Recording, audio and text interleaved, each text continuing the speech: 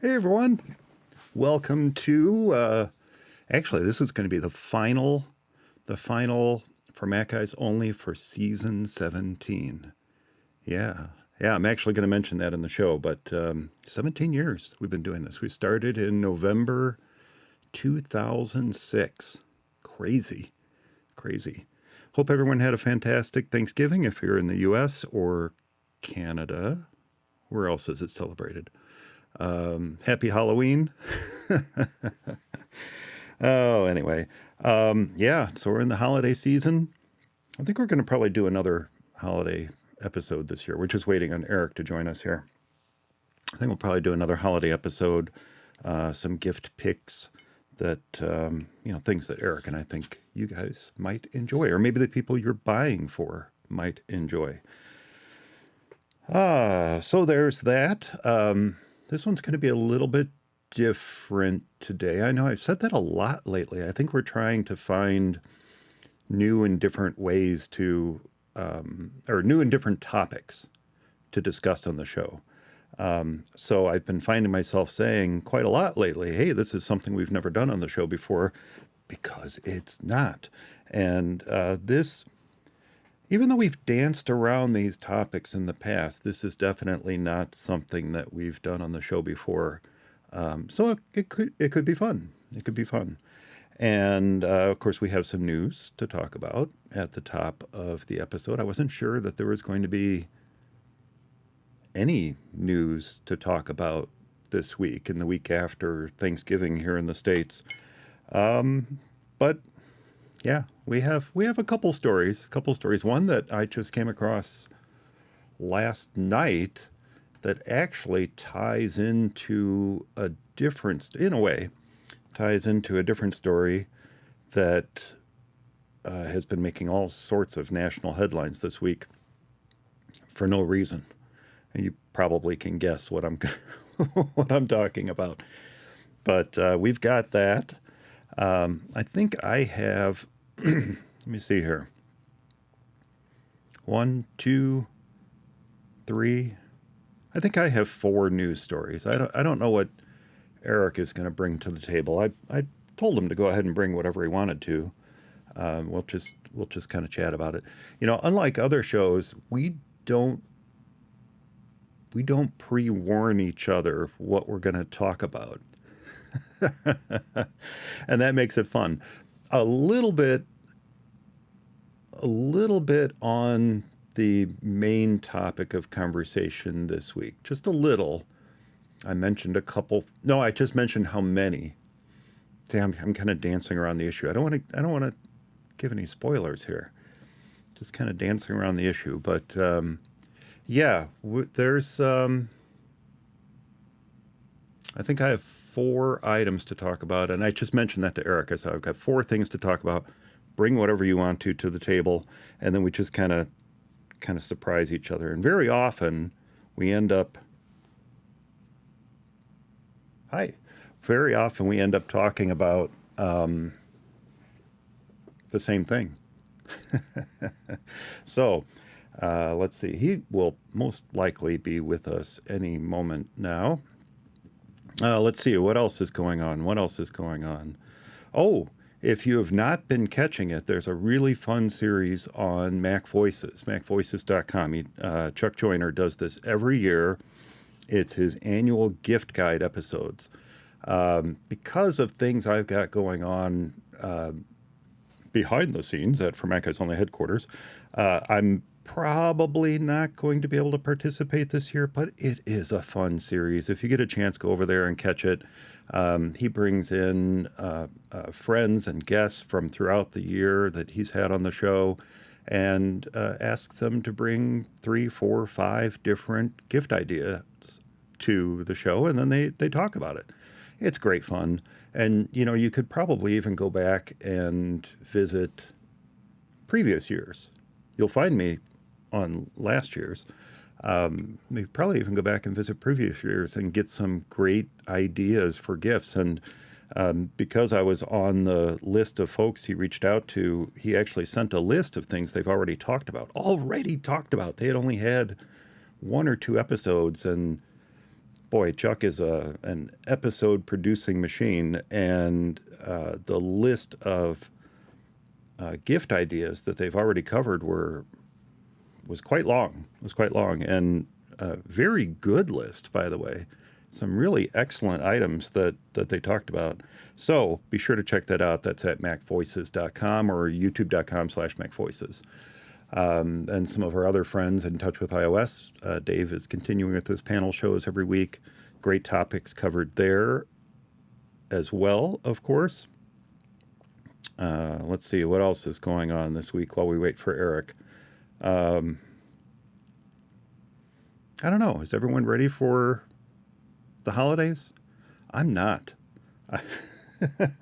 I am not ready for the holidays. In fact, to record this, I had to kind of move stuff around in my office to make room for my chair here because this don't tell the family. This desk is where I hide the Christmas presents every year. So under the desk are boxes. They're now in front of my little kind of corner desk over there. It's one desk, really. It just kind of goes around the corner. And they're all there now. I had to move them to to make room to record today. Hopefully everyone's ready. And like I said, if you need gift ideas, check out this show. I think we're going to do a gift guide. I don't know. I haven't talked to Eric about this yet. Probably next episode, we'll do our own gift guide. And then we often, let's see, around this time of year, I think is when we also do the, like favorite apps. What do we call that? Someone who's watching can tell me. It's when we do the favorite apps. Essential apps. Holiday week. Essential apps is what we call it. And so many people getting new Macs this time of year. And there are some good sales on. Apple was running for Cyber Monday was running a gift card. I guess it was Black Friday and Cyber Monday. They were running a gift card promotion. If you purchase certain Macs, unfortunately not all Macs, but if you purchase certain Macs, they were sending you an Apple gift card, which you could then use for yourself, or you could use it to buy a gift for someone else, which is very cool. Not a discount as such, but a future discount, if you will. There were lots of great deals on Amazon, of course. That's the main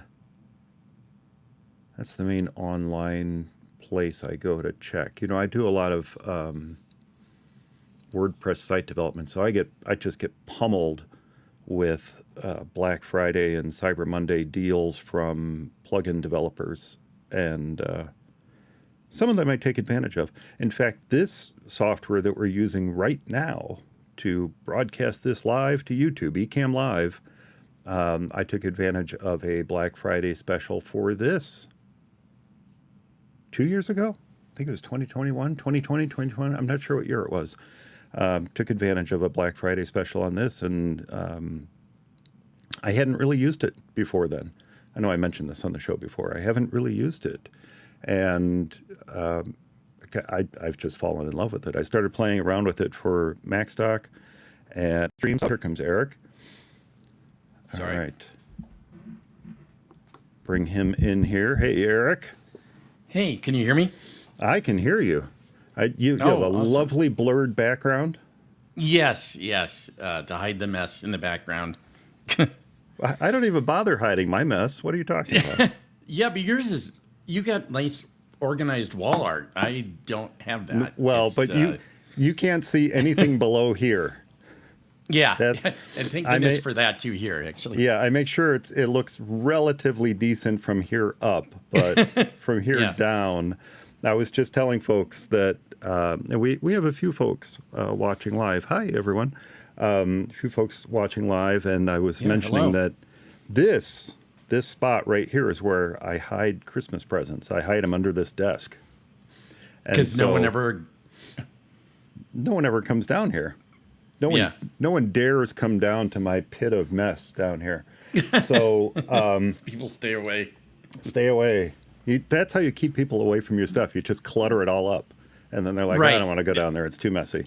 That does work, actually. It does. But I moved.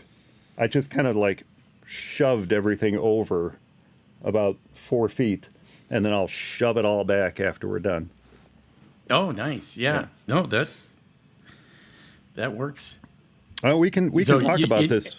Oh, go ahead. and no, I was gonna say, and you hope no one comes in. Obviously, they won't because you're doing your podcast. So Yeah, they won't come in now. Yeah, they won't come in now. yeah, They might yeah. come down to pull something off a printer or something like that. But even then, Hurry in, it hurry out. it's quite the Minotaur's labyrinth to get down to my To actually spot do it. here, my little Yeah. hovel in the house. See, I've got with mine. I still have the on air light sitting outside the door, so people smart. know. And I always ask, should I put the on air light? And Tracy would be like, yep, put it up. I think people are worried that they'll just forget for a second and go in or something. So they Well, we they like welcome it up. anyone at any time. You can always Yes. come in and join. Right. In fact, Exactly. for those watching, you're always welcome to come in and join in the comments in the chat room as well. Leave your comments below. I do tend to set it so that the comments do not. You can't read them again on re-air. So in other words, once we stop with the live stream, and people can't see they can't go comments that through were and left. read the comments again. That's generally how I set it. Once in a while, I forget to uncheck that little checky thing, but I can always go back and uncheck it later. So if there's, if you leave comments or stuff, don't worry that it's going to be out there in the world forever. They go away. Just like I don't allow comments. There's so many trolls out on YouTube. I just, I know it's a great way to everywhere. build community, but we have other ways to interact with people in this community. So I don't worry about that too much on YouTube. If there's the chat, you can leave a comment or chat on the live stream, but that's about it. So there you go. I was talking about where I shop for Black Friday and Cyber Monday deals, and Apple had the gift card sale. Otherwise, I pretty much right.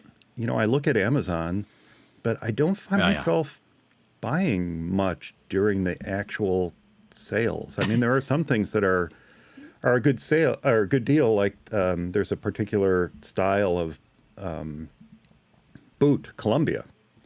Makes a really nice boot that I kind of come to fall in love with. It's got a little bit of a sneaker bottom on it, but it's a waterproof top. And they had a really good price on those for Cyber Monday. And I almost bought a pair, but I'm like, I just... But you didn't? I didn't. I did. My father-in-law did. He has always said, where do you get those boots? Where do you get... And I said, on Amazon. And so he ordered a pair. But yeah, I didn't really buy much for... Yeah. How about you? Did you do much for Black Friday, Cyber Monday? No, not a whole lot. Yeah, I did a little bit of shopping, but not just too much. I know. You didn't get that new Mac Pro? No, I didn't actually. I'm still working on that. So Yeah. No, I didn't. You know what? It's funny because like on those days, I never seem to really. Well, I shouldn't say never. I do find stuff that I like, but it's never. They never seem to have deals on the stuff I really want. So, Yeah. I mean, every once in a while, but yeah. I kind of lost out. I probably wasn't going to buy it anyway, quite frankly, because it was more money than I wanted to spend. But Lego had a really good sale on a particular set that I've had on my wish list for a little while now. And it was like 25% off. Wow, you plus should have I had that. Well, I should have, but again, more money than I wanted to spend. And I had points, to take dollars off, and that's actually a really good deal, the Lego Insiders program. If you buy directly from them, if you're interested in Lego, if you're an adult fan of Lego, and you buy from Lego, you earn points. You get 6.5 points. I had to look it up. You get 6.5 points for every dollar spent. So And you then can accumulate what is that? pretty quickly.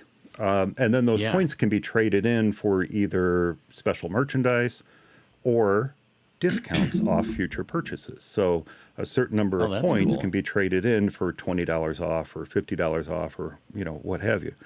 So it's and then when they have double point days or triple point days, that's even better, because then you're getting what, 13 points per dollar spent, which is, that accumulates really quickly. And I had some points accumulated, so I could have gotten some more dollars off and things like that. So what happened was, and then we'll go on to recording. What happened was, it went to back order. And once an item goes to back order, you can still order it and you can still get the special price. And I'm like, let it sit. Well, that was Saturday. It was a Black Friday, Cyber Monday deal. And that was Saturday. I'm like, I'll check out on Sunday. Sometimes it takes me 2 or 3 days to convince myself that I have to spend the money. Yeah, I know. Because you don't want it to be an impulse. Yeah. I don't want it to be impulse. If I'm going to impulse buy, let's spread that impulse over 2 or 3 days. Right, exactly. But the decision was made for me because at one point I saw on Saturday that, yes, it was back order and it was shipping within 60 days. So that tells you how many they sold. It was, for people who are fans of this set in particular, and I won't get into detail, this set in particular is a very popular one. And so, shipping 60 days out, I'm like, well, let's see if it can go to 90 days, because they don't charge your card until you get to shipping. 90 days, yeah. Right. So it's like, well, let's see if we could go to 90 days. But apparently they don't do that because then Sunday morning I checked and it just said out of stock. I'm like, oh, darn it. And then it's like, phew. Yeah. It's one of those, good thing. darn, but thank goodness. Thank goodness I didn't fall for that one. I didn't buy that. I didn't buy that. I did buy a couple smaller Lego sets as gifts. They're just really cool sets. Which, I love just in Legos. case anyone I bought it for is watching this, which they're not. Yeah, but just in case they ever do. Just in before case, Christmas, it's just little sets you can build and kind of. I have you might notice I cleaned up that shelf right there. I cleaned up that shelf. Oh yeah. And put all my nicer books down one level. They were somewhere up there, and then I actually had a turntable up there. I had my Techniques direct drive turntable up there, which it was an expensive turntable when I bought it in the 80s. And it still would be. I don't even, is Techniques still around? Are they still a thing? I don't know if they are. I think so. Yeah. Are they? I thought they still made audio equipment, but I could be wrong. Maybe they're gone now. I don't know. It was a good turntable when I bought it. Nice weighted, rubber. What do you call it? The disc that sits under your disc. Right. Nice weighted disc that goes under there, and then it's a direct drive, which is important. When you get belt drive, those belts tend to stretch, and then you get variable playback and stuff. So, nice turntable, but I'm not using it. I was using it to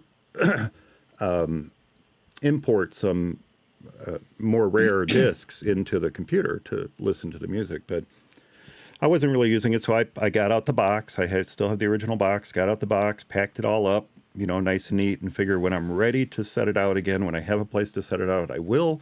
But in the meantime, I actually have a Lego set I've been meaning to build, and I've had it for a couple of years now. I've been meaning to build it and put it right there. So the Death one Star. of these days.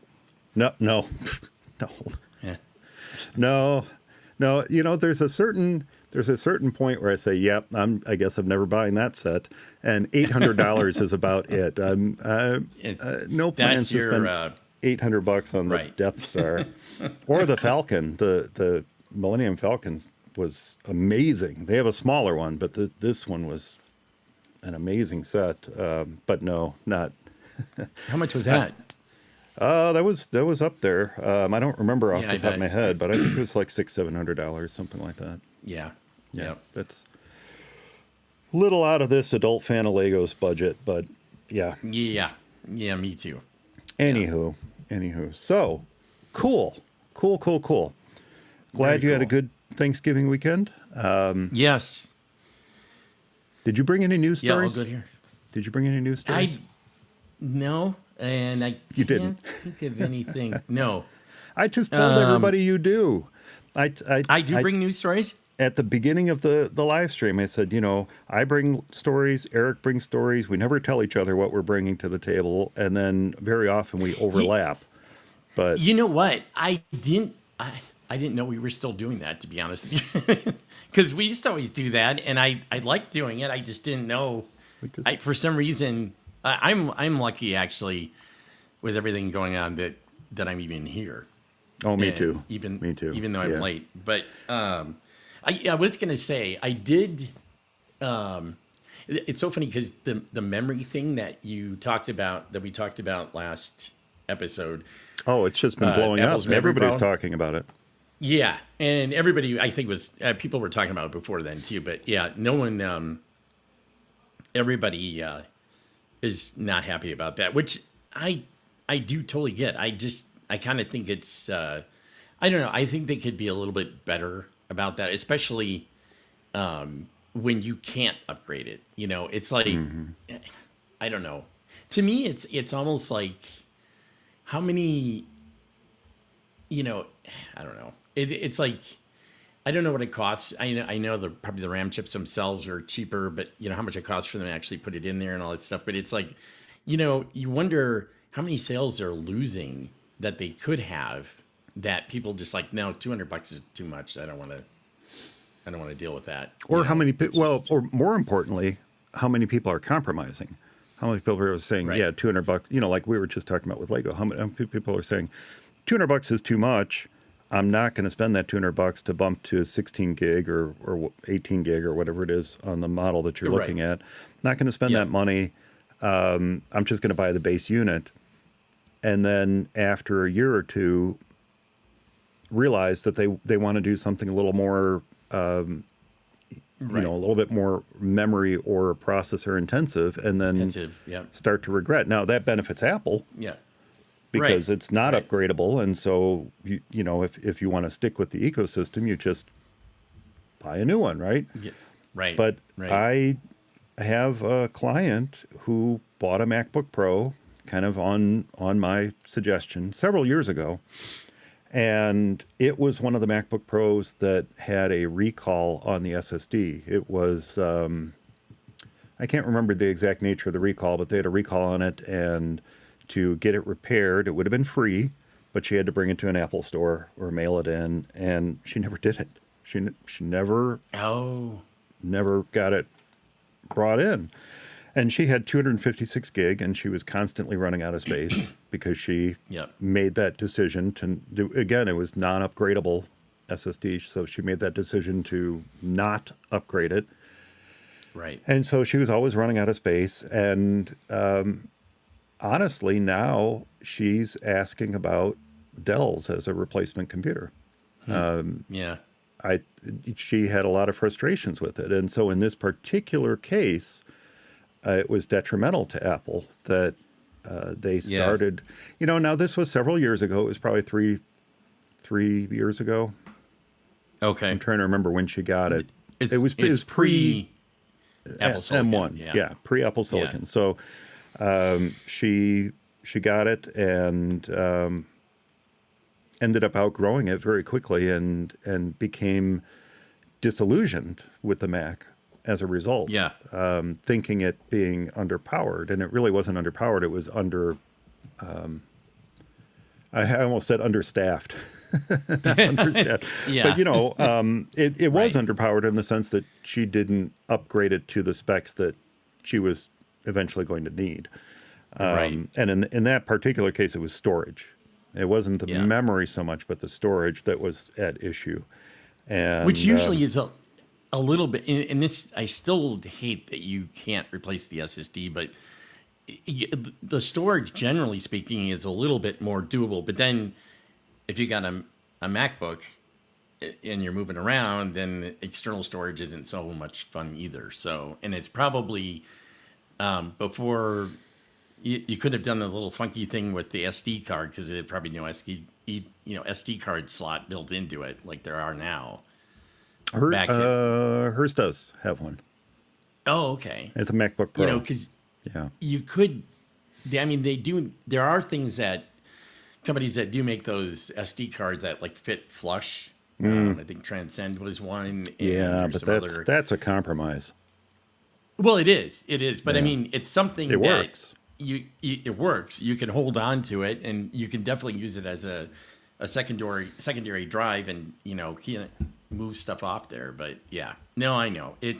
Well, It's always not yeah. that Apple listens to No. this. I mean, not that or to anybody really. And to Not that anybody, I was Apple going to say, not that Apple listens, but think about how her experience would have changed if. Okay, so she didn't want to bring it into Apple to get it repaired for free, but maybe instead right, she wanted to take the opportunity to bump it to 512 or a terabyte. And if it right, had replaceable storage, as right, Macs used to right. have, Yeah, she could have done so. And her outlook on what it means to be a Mac user would change. This was her right. first Mac. Yeah, They use Windows in the office, but this was her first right. Mac, and it worked for her, but ultimately it didn't leave her enthralled with the platform. And No, that's a shame because it when is. she was asking for suggestions, and of course I was suggesting the MacBook Air, the 15-inch MacBook Air is a great replacement because I know her needs. Yeah, right, And she had the 15-inch MacBook Pro, and I thought, well, maybe the 15-inch MacBook Air or even a 13-inch. right. And But definitely the 15. because it was really interesting. It was really interesting. And I know, I promised, I said we'd get to recording, but it was really interesting because she specifically said, what about a Dell? And so I was doing a price comparison of the Dell to the MacBook Air, 13-inch versus 13-inch, or is there 14? No, I think it was 14-inch to 14-inch, something like that. Screen size was very similar. I would have to pull up the email to look at it for sure. I think it was like 13.7-inch versus 13.6-inch or something like that. And the weight was very similar. It was just a few ounces off from one to the other. And I'm talking about the Dell XPS, by the way. Okay. If someone Yeah. is coming from the MacBook Pro, I'm not going to recommend a Dell Latitude. I'm gonna Right, I'm gonna right. look at an XPS, and Right, exactly. very very similar specs. Interestingly, the specs started to vary much more distinctly when you went to the 15-inch. The 15-inch MacBook Air is so much lighter than the 15-inch Dell XPS. But 13-inch, they're almost one for one. The big detriment to the Dell, of course, is that it runs Windows 11, and I say that Yeah. No, not jokingly. Yeah. No, I don't- That's the big detriment to it is Yeah. that's what it's running. But And she you hadn't wonder- become dependent on iMovie or GarageBand or Right. anything Apple specific. So she can easily switch from one to the other. But it was really interesting. And then even the price difference between them amounted to about a $20 difference, all in. And that was a 16 gig Dell XPS versus the 8 gig MacBook Air. And I still believe that for day-to-day users, that 8 Oh gig yeah. really is It's more going to be equivalent. enough. It's more equivalent to 16 on a Windows PC. I stand by that. Right. Yeah. My own No, I do experience has too. taught me that is accurate. Yeah. Pro users, high-end application users, I think that answer is a little bit different. But for her, I think an 8 gig MacBook Air would be a great solution. And I presented both, and I went don't with know the what her Dell. decision is at this point. But, very, very similar. Yeah. The big thing that might sway her in favor of the Dell is that there were a lot of really great Black Friday, Cyber Monday sales on Dells, and there just weren't on the MacBook Airs. It's Yeah. pretty much you know- I don't want to say a fixed price. That implies the wrong thing, but Right. No, I they're know. pretty Yeah. pretty They're pretty pretty standard stable. across the board. Yeah, pretty stable Yeah. across the board. You might get a little discount here or there, or educational Right. discount, or call Apple and get a business discount or something. But it doesn't amount too much. You know, $100 or $150 or something like that, which is Yeah. not, that's nothing to sneeze at. But No. it's not a great or deep discount like what you were seeing on the XPS computers. So Right. And I think, it's one of those things where it's almost like you get the feeling that somebody at Apple's like, response to this is like, what are they going to do? Use Windows? Like that's like the end of the, and they, they almost have us. And I mean, and I do like the Apple hardware better. I just wish sometimes that, there was a little bit of give there. And I don't know what their finances are. I don't know what everything else is. But I mean, it just seems like, either make it cheaper to begin with a little bit or make it somewhat easier to replace or to deal with, so that, because unfortunately, people do look at the raw specs. They do look at the specifications and they look at the raw most price. of the time. Yeah, the raw price too. But I mean, if you're saying one's got 16, one's got 8. Oh, they yeah, see the I see what you're 16. saying. Yeah. And even if it doesn't really matter, they look at the one thing that, I mean, and that's one thing great with the PC Windows side is great at doing, is listing all of these things that you get, most of which you don't care about or never will use or affect you. Right. But it's got it listed, and unfortunately, you have to always seem to do a lot of education to try to get past that. And I'm not saying Apple should do that at all. No, they or do start putting though. They stickers do on there. look at their comparison pages. They do that Oh, very thing. yeah. Oh, for sure. Comparing Yeah. Mac to Mac and stuff. And they do have their tech spec pages and stuff like that. But I mean, I think when you compare, apples to oranges or apples to PCs, I think Yeah. that would be nice to kind of have, a little bit more of a equivalent, regardless of how much better Apple Silicon is and everything, and whatnot. But there was That's one just other it. You thing. you can tell somebody how much faster that Apple Silicon Mac's going to be over an Intel Core i7, but then you have to admit in the back of your head that they're not likely to see that difference. Right. But in a few years, maybe, I mean, maybe as things progress, I mean, as things are getting, as things are moving into AI more and more, I mean, to run like, Whisper AI takes some horsepower. And even like you were talking about with Pixelmator, and Oh yeah, yeah. there could be a lot of things that are sort of, I don't want to say mundane. Well, like, transcription. You might think of it as mundane and whatever, but if you've got something that can do really accurate transcription off just about any audio source, but it's going to take some on your computer, on whatever machine, it's going to take 30 minutes versus on something with Apple Silicon, it might take 15 or 10.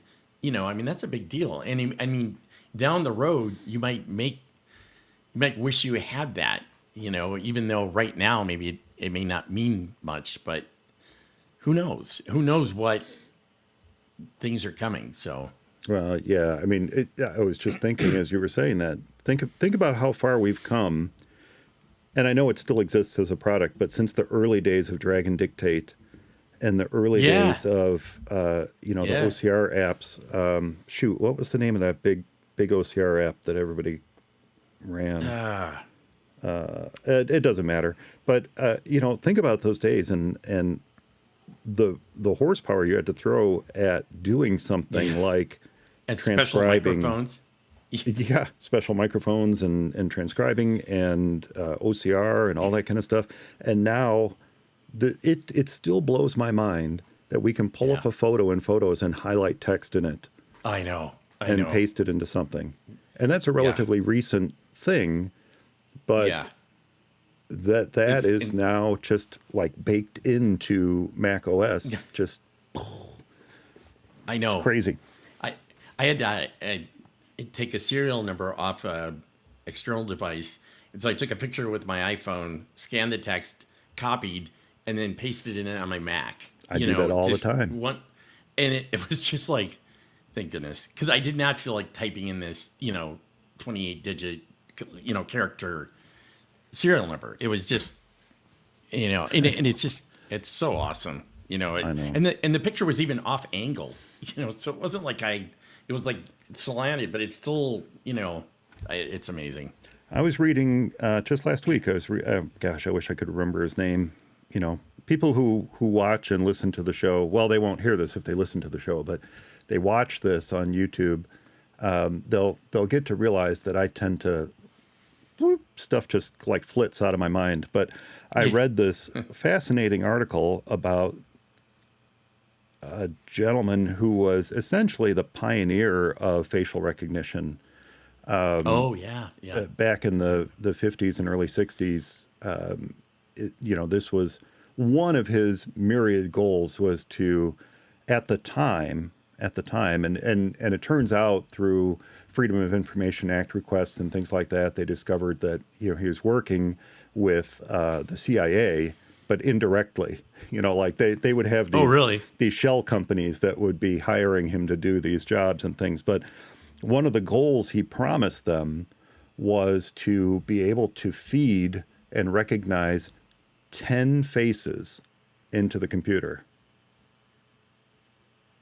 That's it. 10 faces. That was the goal. That was the lofty goal, was to be able to reach the point where they could recognize reliably 10 faces. 10 faces. Wow. And now we have photos and Google Photos churning through our libraries constantly. Anytime it's open, it's churning through the library, recognizing faces and saying, is this you? Is this, John? So. Is this Susie? Is this, it's like, dang. And I know the one thing that he was having trouble with was recognizing an older version of himself versus a younger version of himself. Yeah. And, Apple Photos is going through our library and pulling up pictures of my daughter when she was 10 and matching them up with pictures of her when she's 24. I know. Wow. It's just incredible. It's insane. And that was early 60s, so we're talking 50 years. 50 plus facial years. They were actually working on that then? Yeah.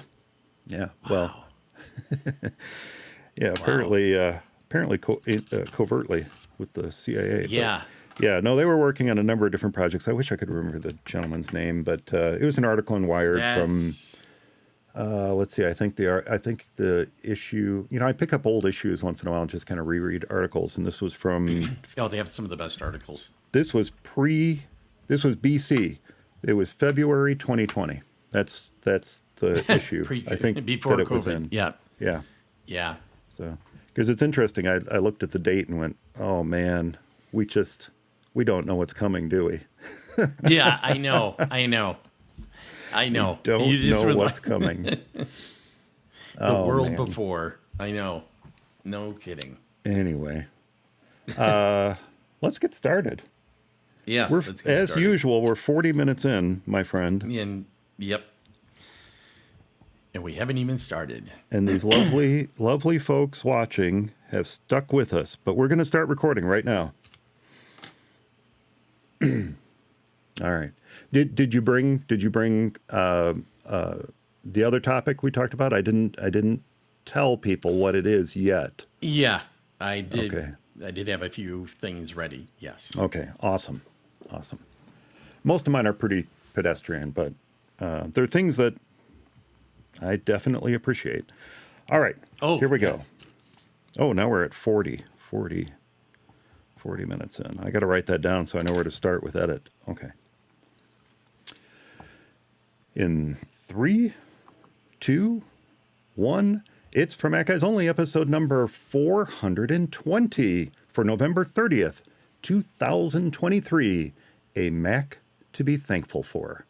Hey everyone, welcome back to For Mac Guys Only, the show for the Mac community, where we share our thoughts and opinions on current Mac news and events. And joining me to talk Macs and whatever else comes to mind is Eric, still stuffed from Thanksgiving, Erickson. Hey, Eric. Yes, and I am still stuffed from Thanksgiving. That is for sure. And hey, Mike, how you doing? I'm doing okay. I know we were talking about this a little bit before we started officially recording, but how was your Thanksgiving and, more importantly, your Black Friday, Cyber Monday? It was good. We just had a family get together on Thanksgiving, so it was pretty kind of small, but it was really good. The turkey was good. Everything was good. And Black Friday sales, I looked at a lot of stuff, but didn't really get anything. So, I mean, although it does seem to be a lot of decent deals out there. And then of course there's Cyber Monday, and there's still Cyber Monday sales going on. Oh, you know what? Actually, I did get one thing, exterior. Well, I guess it could be interior too, but security camera. Oh, very cool.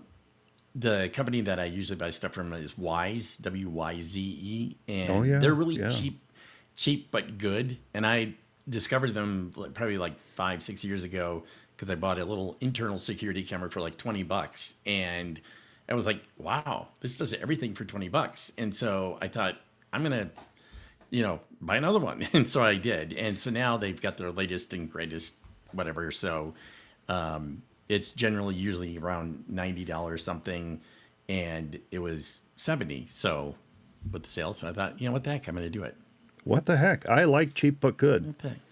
Yeah, cheap but good. I almost pulled the trigger on some how do you pronounce it? Govee lights? Oh, Govee's great. Yeah, I almost pulled the trigger on their curtain lights. It's something new this year, which I saw around Halloween. Oh. And it's like a 5x6 curtain of LED lights that you can program. And you can even play animated GIFs. Yes, GIFs, not GIFs, GIFs. It's GIFs. Animated GIFs. It's GIFs. Yeah. And you can actually play them on it. And you can pair, I would have only purchased one, but you can pair multiple sets of these together. And that's awesome. I think it's pretty awesome. But it's still new. The Cyber Monday sale wasn't that great, so I kind of held off on it. I'm sure we'll see them at a better price later. Oh, that's sweet though. I have a Govee heater and a hydrometer or hydrothermometer, whatever, the humidity and thermometer sensor, and so they both work great. Yeah, good stuff. Good stuff. Is it home compatible? I know it's it's A-Lady and Google compatible, but I don't know if it's home compatible. It is. At least some of it is, because actually the sensor, for some reason, has been picked up by the home app, because it'll say, I was wondering, like, how does it know what the temp and humidity is in here in my house when I don't, and then I figured out, it is actually picking it up from the bedroom. So, okay, that's cool. So it is to a point, I guess. Well, that's awesome. And you know what? If folks are joining us live, I'm going to be keeping an eye on that chat room too. So if you have any questions or comments as we move along, be sure to preface it with a Q, and we will try to address it too. Or if you just want to share some of your Black Friday specials too, we'll share those on the show as well. Well, Eric, we have got a topic to cover this episode that actually came up the week before Thanksgiving, as I set out to help yet another client move stuff over from an old Windows 10 running PC to a new Windows 11 running PC. Have you done that? Have you done that sort of thing? No, thankfully I haven't done that in quite a while. So, well, it's thankfully is the key word, Eric, because it's not fun. Something I'm thankful for. No, I know. It's not fun. In fact, it's a downright slog, thanks to Microsoft and their fear of dirty, rotten, stinking pirates stealing their operating system. Yes. I mean, why on earth make it easy to transfer everything over to a new PC, right? Apple will let you migrate stuff from a PC to a Mac, But, heaven forbid there should be an easy way to migrate from an old PC to a new PC. New PC, yeah. I know. And the worst part, this one drives me crazy. The worst part is that it's particularly a problem when it comes to Microsoft's own email client, Outlook. It's no secret. People who listen to the show know I have a long-standing dislike of Outlook going back to its inception in the mid to late 90s.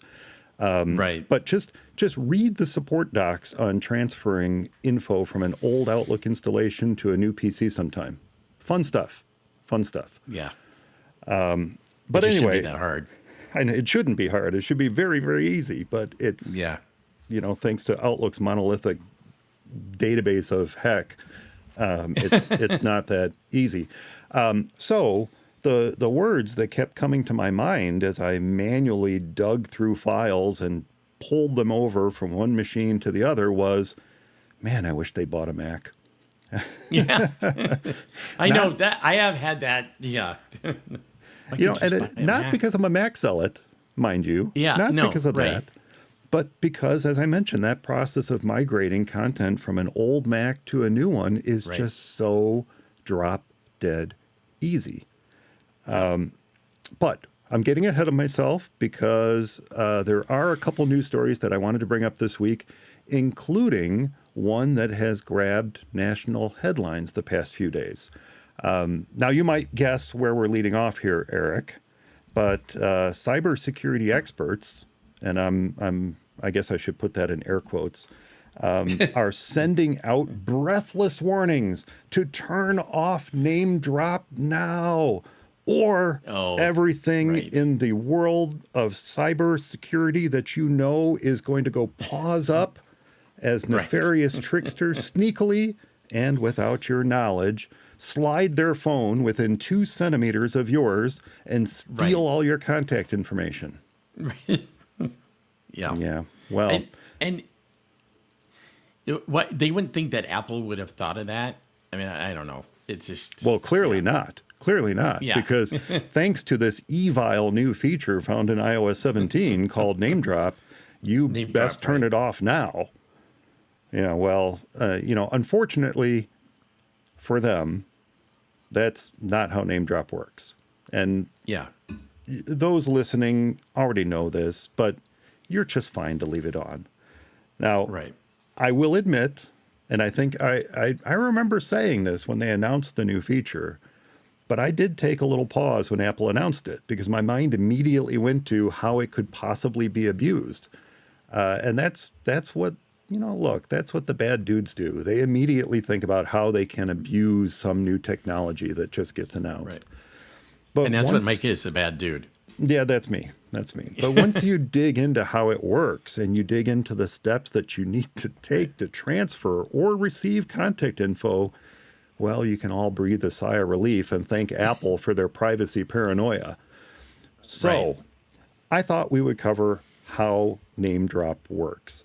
This has been covered in and on numerous Apple blogs and other podcasts, but it does not hurt to cover it again, because even if you know yourself how it works, when a friend or relative comes up to you and says, "What's this NameDrop? How do I turn it off?" You can explain to them how it works and that there's no need to panic about it. Right. So if you would like to share your contact info from one iPhone to another, and there are ways to do this with the Apple Watch and all that, but I'm going to just talk about the iPhone because that's what all the stories focused on. All you have to do is hold your iPhone within a few, as I said, a few centimeters. It's like, I think officially it's 2 centimeters, right? It's really close. It's really close, yeah. And you just hold it within a couple centimeters from the top of another person's iPhone or Apple Watch, as I mentioned.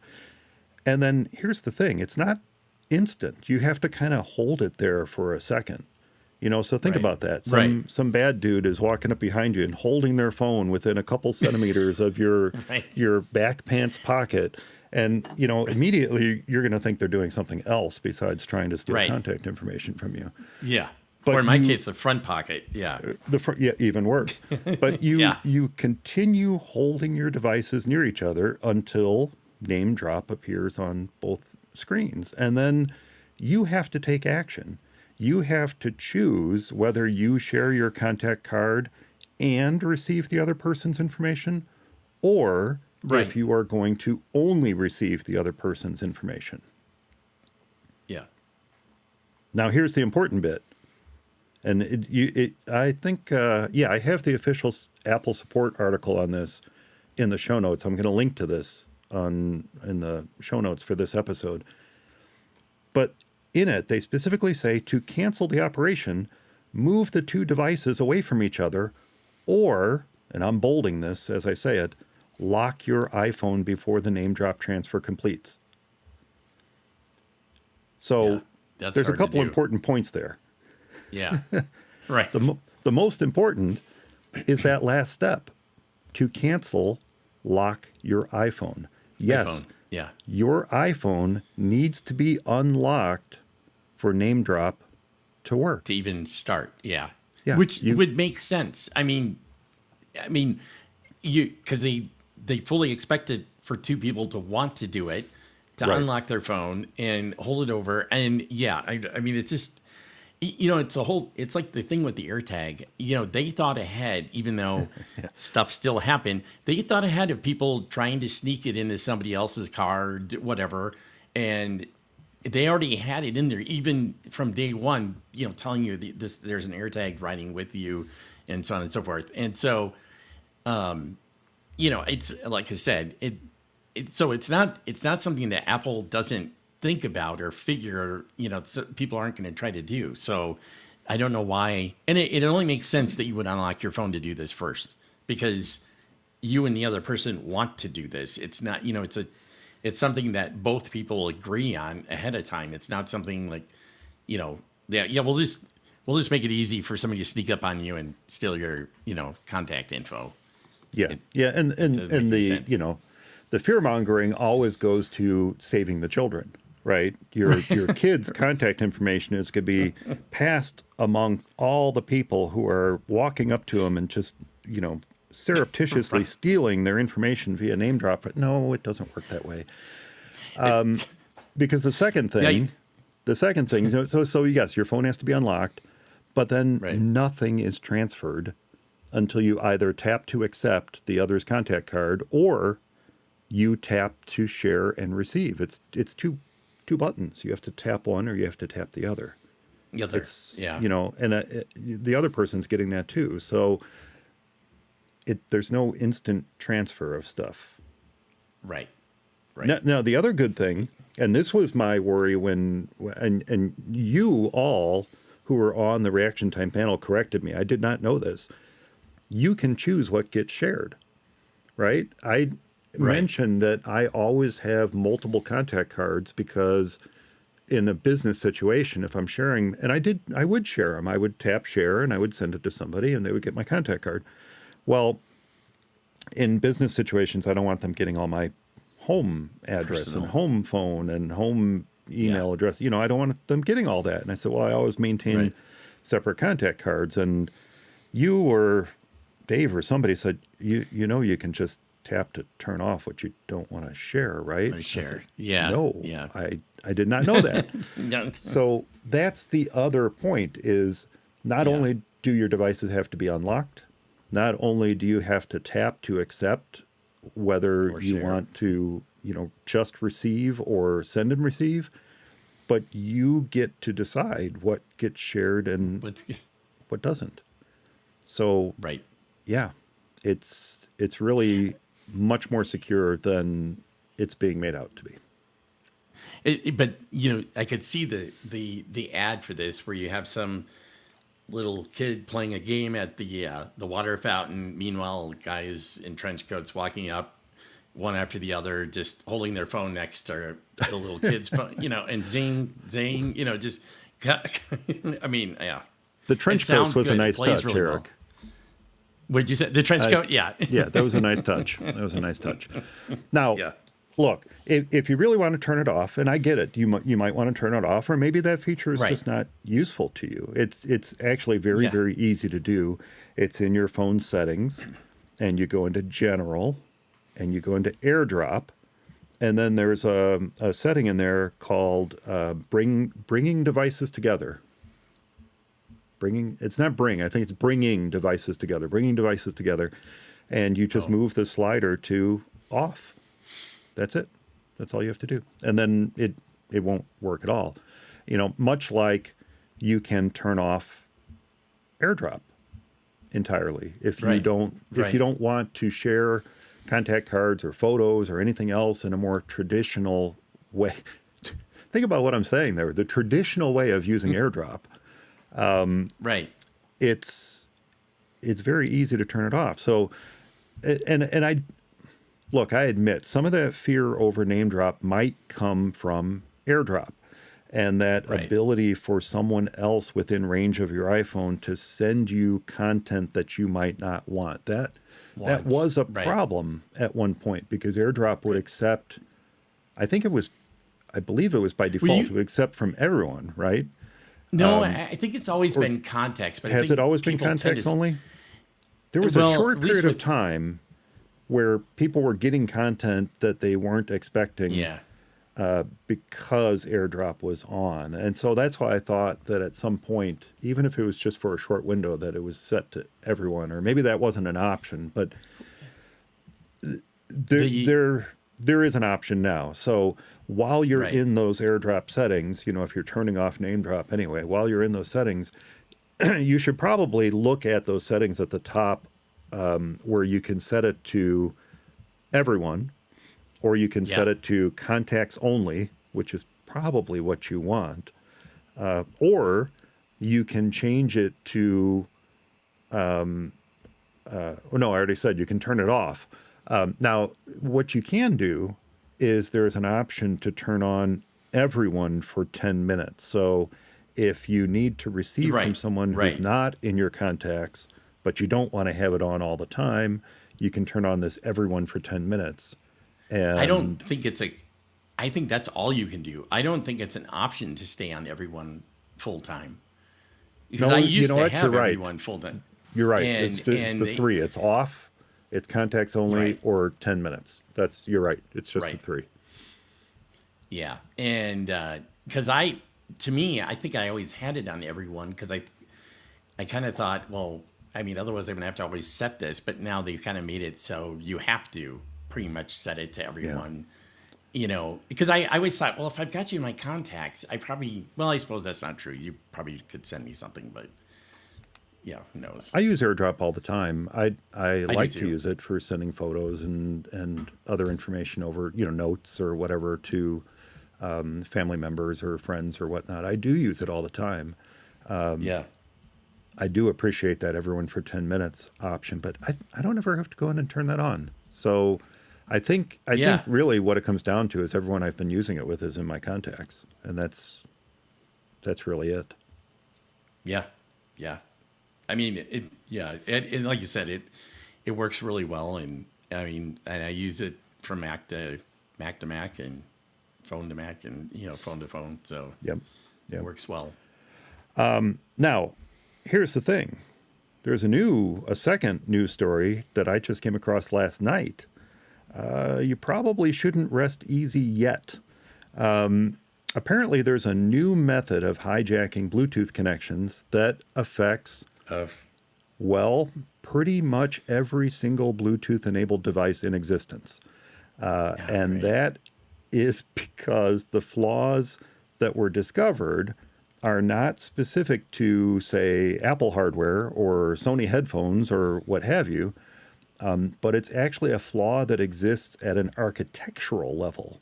So because of that, it affects darn near every device that adheres to Bluetooth specification, core specification 4.2 through 5.4. Oh my gosh. Okay. Yeah. Yeah. Fun, right? So Go ahead. can this be fixed with the firmware update, which maybe not every device can do anyway, but Oh, well, let me get to the rest of this fun news.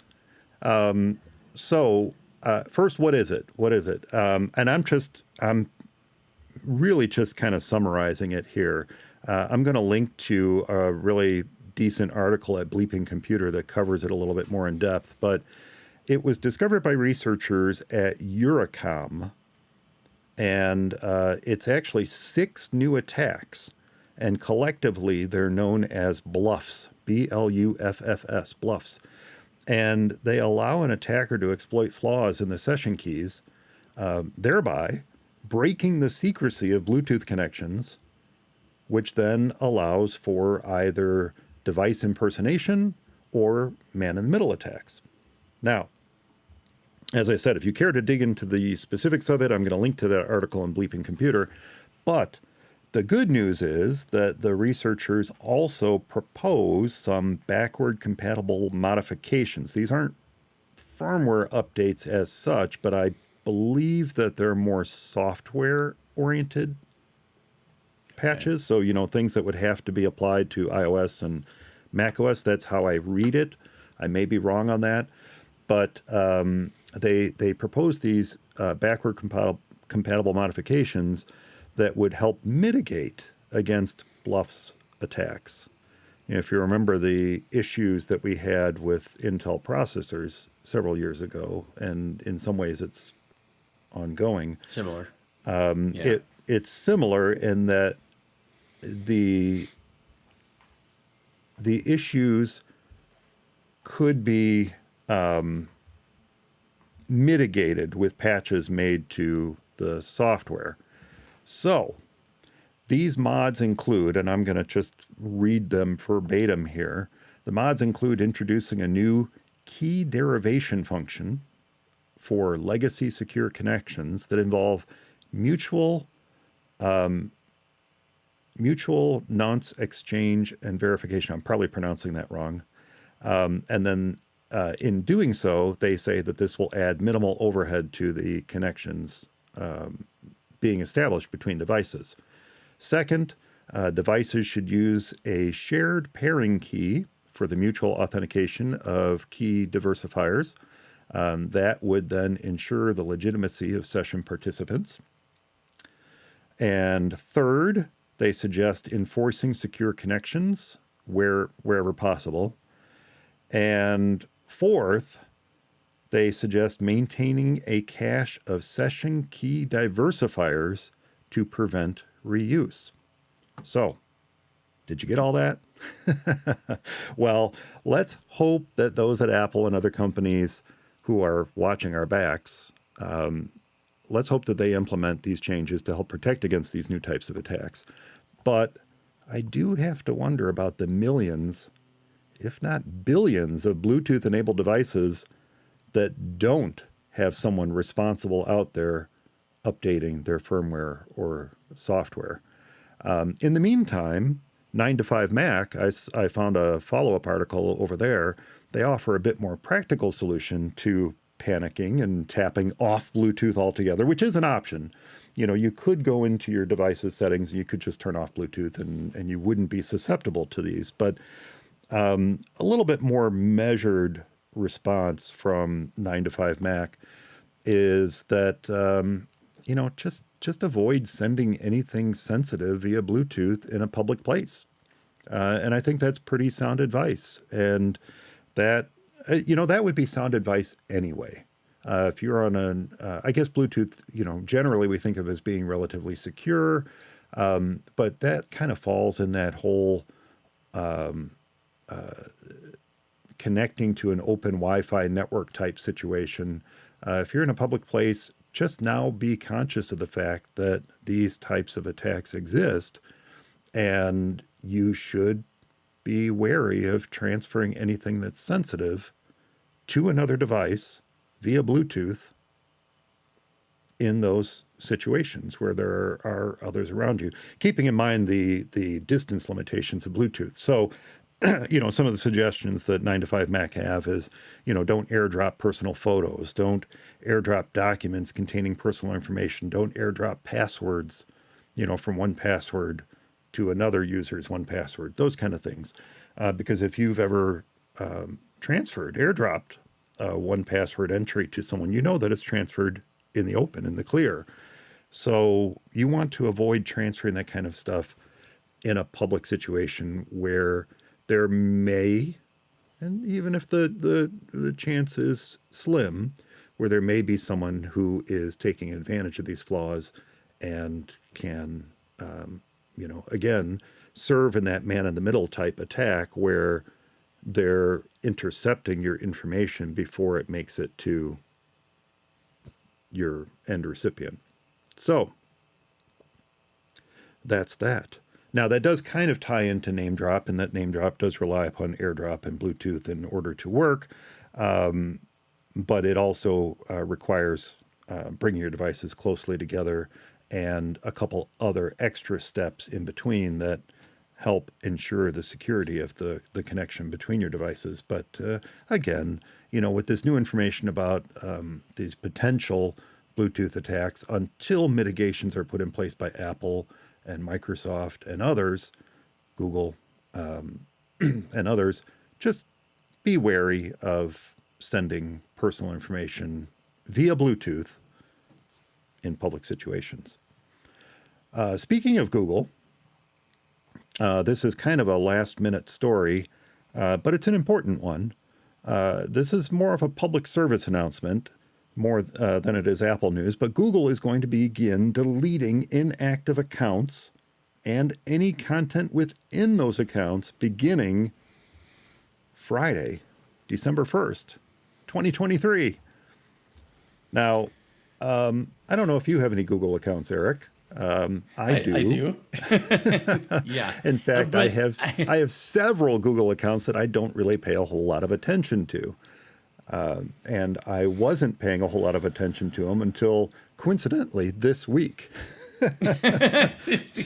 Now, I bet there's millions of others in that same boat, and that's probably what Google. Yeah. Yeah. Here's the thing. I knew this was coming. I got the emails. I knew it was coming. I didn't act on it. Of course, the important accounts that I have, I'm in all the time, so it doesn't apply to me. But yeah. So I should start off by saying, if you have a Google account, this shouldn't be news, because I received at least a half dozen notices over the summer that was telling me this was going to happen. And yet, did I sign into all my old Google accounts to make sure they're active? No, I did not. So as you said, I'm guessing several folks listening didn't either. And that, that's the thing with services like Gmail. It's just so darn easy to create new accounts for specific purposes that, I have so many throwaway accounts. Some were created by me for like specific projects. Some were created for past clients. Some were created for macOS only. I have one. It's not really used because I eventually moved everything over to my own domain. But nearly 17 years ago, I created macquicktips@gmail.com. If you send it to me, I'll get it. But I don't advertise that. But it exists, and I didn't want to lose it. So I was pretty sure I hadn't logged into at least some of them for more than a couple years. So I have been going through my 1Password and trying to determine, do I still need this account? And more importantly, is there anything in it that I want to save before I or Google delete it? But because that deadline was looming, the deadline's literally tomorrow as we record this. And since I'm pretty sure I'm not alone in this, I thought this friendly PSA might be in order. So, first I'm going to say Google is being pretty generous here, not only with the number of warnings that they've been sending, but also with how long they allow an account to go dormant before they delete it.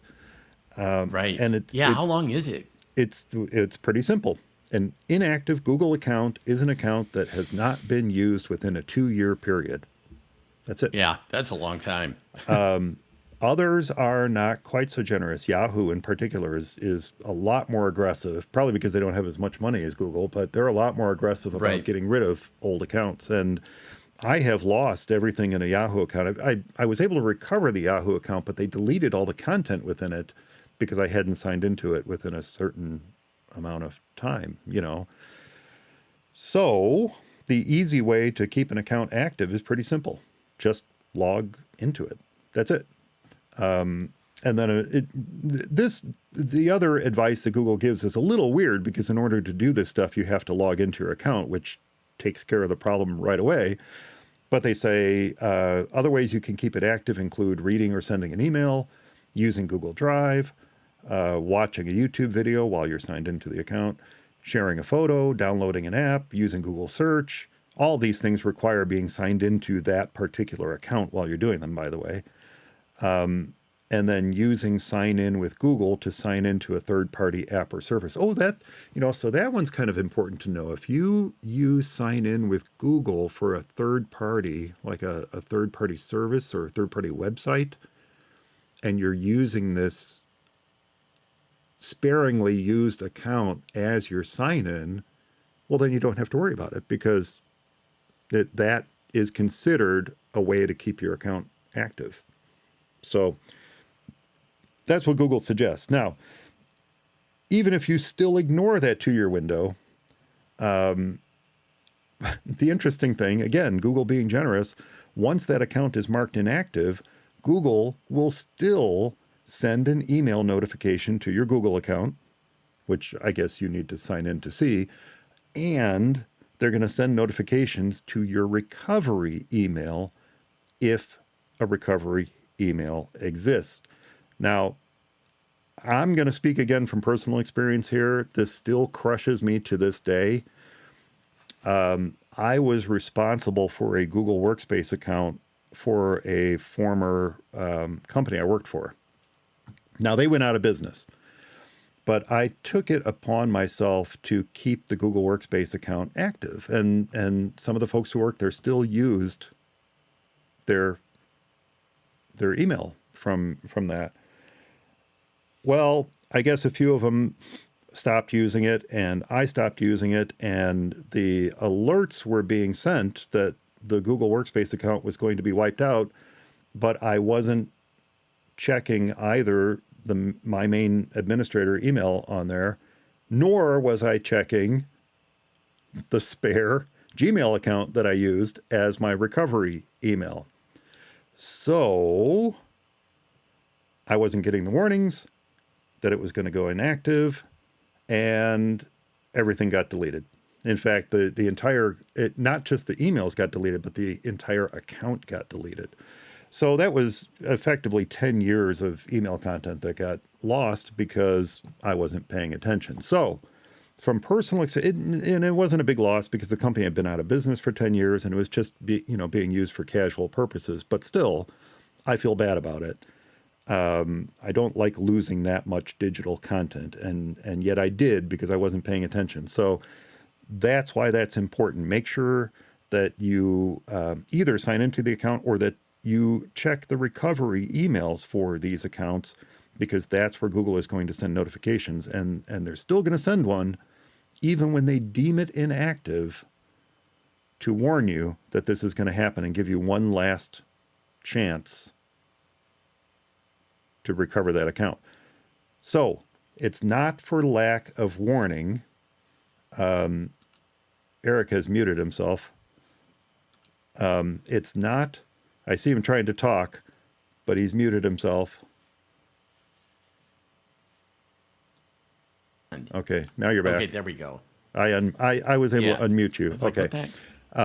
So anyway, Thank it's not for lack of warning, but take a lesson from Mike. If you have an extra Google account out there, or an extra Yahoo or Microsoft or even Apple account, and you haven't signed into it for a while, yeah, do it. Do yourself a favor, do so now, and then set a calendar reminder to do it again in a year and a half.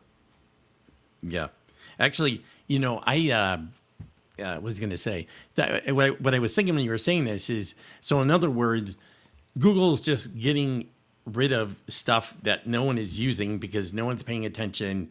And because like even everything that you said, I'm thinking, well, you're not logged into it and you're not using it. So yeah, I mean, especially with the amount of time that they give you. But I would add one more thing to that. The other thing you could do too is use something like, and I don't really like their name because it's so hard to say, but IFTTT. Oh, yeah. And use something like that to, you can have it like automatically give a phone call once a month to keep your Google Voice number going if you've got some extra Google Voice numbers that you don't use all the time for whatever reason right now. You can also do the same thing with email too. Obviously, if you're logged into it, that'll probably fix it. But, you know, you can use something like that to keep things, to automate, you know, keeping things alive, essentially. So That is and I think, really, really smart. Does that I think require everything, a paid subscription, or can you do that with the free no, one? yeah, you pretty much can do that, I think, with the free version.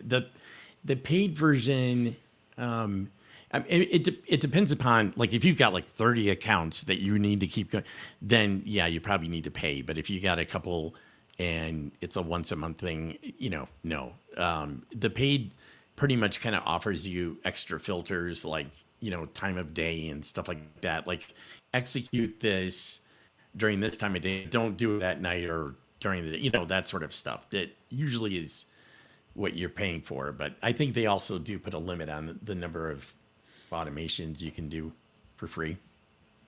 That I makes sense. actually I had a really good use for if this then that when I switched to Mastodon. I was using it to cross post anything I put on Mastodon over to Twitter, Oh, and yeah. then Twitter pretty much shut off the world.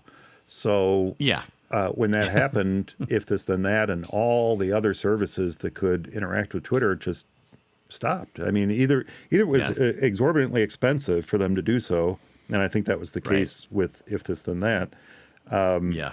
or it just wasn't practical, and so that was pretty much the deciding factor for me to just stop using Twitter. Yeah. So yeah, Yeah. that's why I don't promote that And address anymore. But I did not realize that you could use it to call numbers. That's yeah. pretty Yeah. amazing. I know. It is kind of slick. Yeah. It, it'll it'll have some automated voice or whatever, I think, talk, you know, like, this is your IFTTT, you know, whatever But sort of thing. okay, so I'm in that situation that you mentioned. Okay, we're derailing the conversation a little bit here, but I want to cover this because I think this is really interesting. I'm in that situation where I have a couple different Google Voice numbers, and there's one in particular I don't sign into all the time. In fact, I did let one go a couple months ago because I wasn't using it. I thought it was kind of a good number to have, but I wasn't using it, and I never was going to use it. So I finally just let it go. But there's another one for the show that I keep going, and my understanding was you have to initiate the call, and or you have to send a text message from the number. So what happens? Does if this then that, does it do you have it sign into your Google account and then send a text message from it, or how? Because if you No. receive a text or you receive a number, that doesn't necessarily keep your Google Voice number active.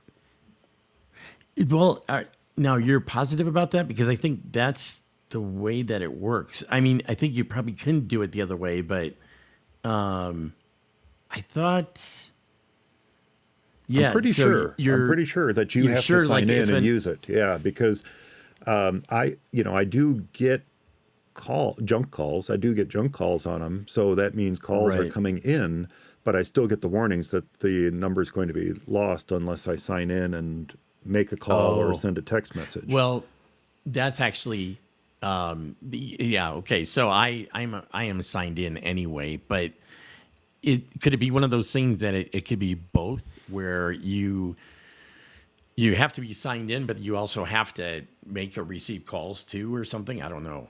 I don't know. Maybe, I'll have to look that up. maybe. That's a good Yeah, question. Yeah,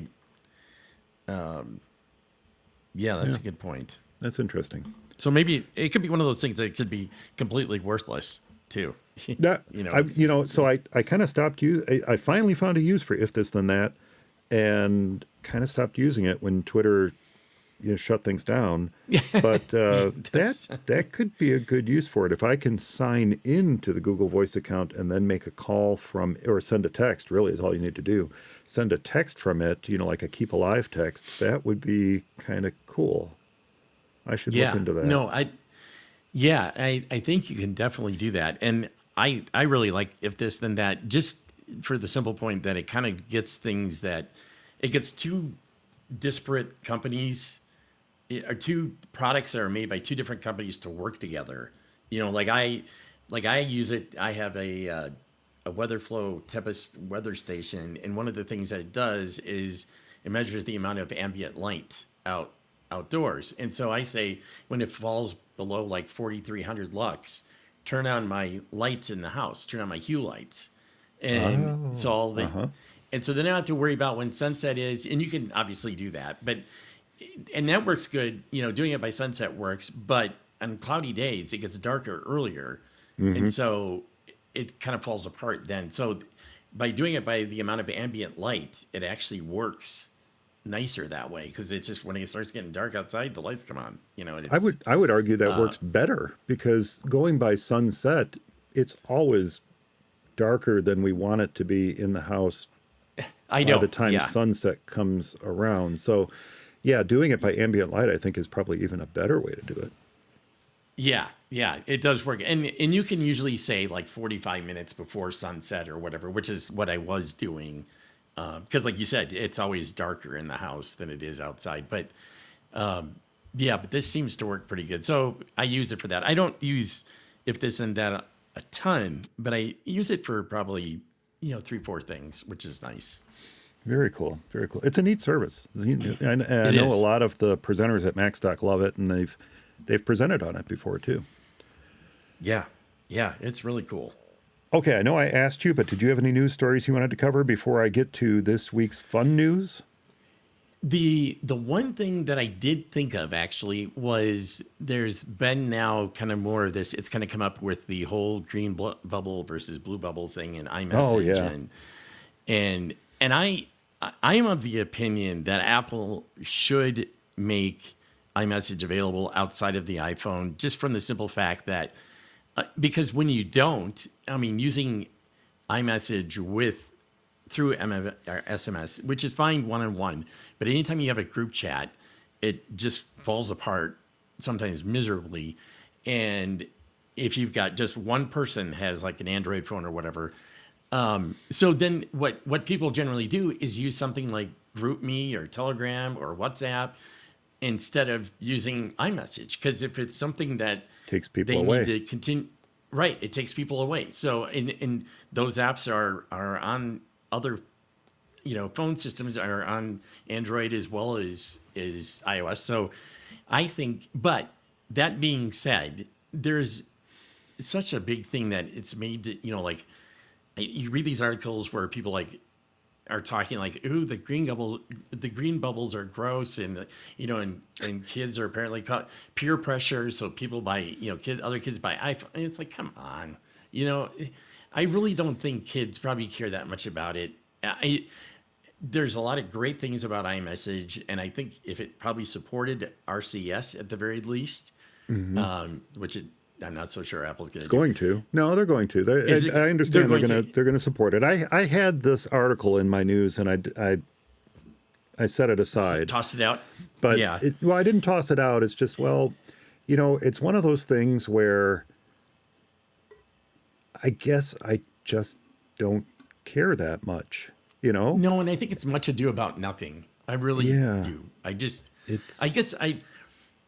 The reason I don't get into group, I don't get into group messages. So, and you just said that's where there's a problem, and I don't really do that much. Mine are almost always one-to-one, and I've never really had trouble sending messages or even content to and from folks who use Android. It gets through. Oh, right. What doesn't work are, you can't do stickers, you can't do things like that, but so what? They get it as a picture, or they get it as a little animated image or something. But I don't really have a problem. So I don't understand the issue with group messaging, because I don't generally do it. In fact, I don't rely on messages very heavily anyway. So, Right. it's hard for me to speak authoritatively on the topic because I just Right. don't use it that much. What I was going to say, what happens with the group thing is that one, if you have a person in there having a non-iPhone, it's hard to add new people or remove people or whatever. But the bigger thing that I've seen, because we were using it with my wife's family, is that it'll start a new thread when somebody sends a new text, and all of a sudden, not for everybody, but for some people, and so all of a sudden you've got these three or four different threads for this one group message, and you can't figure out which goes with what, And who's they're all answering active? who. They're all active And they're all threads? active. Oh, that's a Yeah. pain. Yeah. I And get or that. even if the couple are now inactive, you don't really know. Okay, this is because exactly. There'll be at least 2 threads active, but you still may have like 4 out there, and it's really, and that was happening with my wife's family when my wife's father was in the hospital, and so they just moved to group me and just were done with it, because it was just like and they still use it to this day for family discussions or anything else, and it after that insanity with that, it GroupMe feels like this wonderful, elegant thing just because of what we went through with that. So that could be that could really be the core of the issue here is group chatting. Right. And I think that's a big part of it. Attachments and things like that. I don't, Apple's going to support it, and officially, I believe, or maybe unofficially, I'm not quite sure. It was kind of reported both ways. There's still going to be green bubbles. So Right. if it's and I think that whole thing is just, like I said, much ado about nothing. It's just a story. It's clickbait. It's people getting all up in arms over stuff that no one actually really cares about. I don't care whether the bubbles are blue or green, or I really don't care. But I will say, the movie Mean Girls, kids can just be mean to each other for the stupidest reasons. Yeah, for sure. And that could be one of them. I can see that being one of them. And, I don't know for sure that that's happening, but I don't doubt that it is happening. Yeah. I don't know that anyone is really necessarily, overly distraught about it, but I could see it being a point of, or an opportunity to needle somebody. Right. Exactly. I or mean, you don't feel like you fit in because you don't have an iPhone. Yeah, I totally get that. Yeah. I've been needled by fellow podcasters Right. when they send and receive text from my Google Voice number, because that comes through as green bubbles. And they're like, "What? Why are your bubbles?"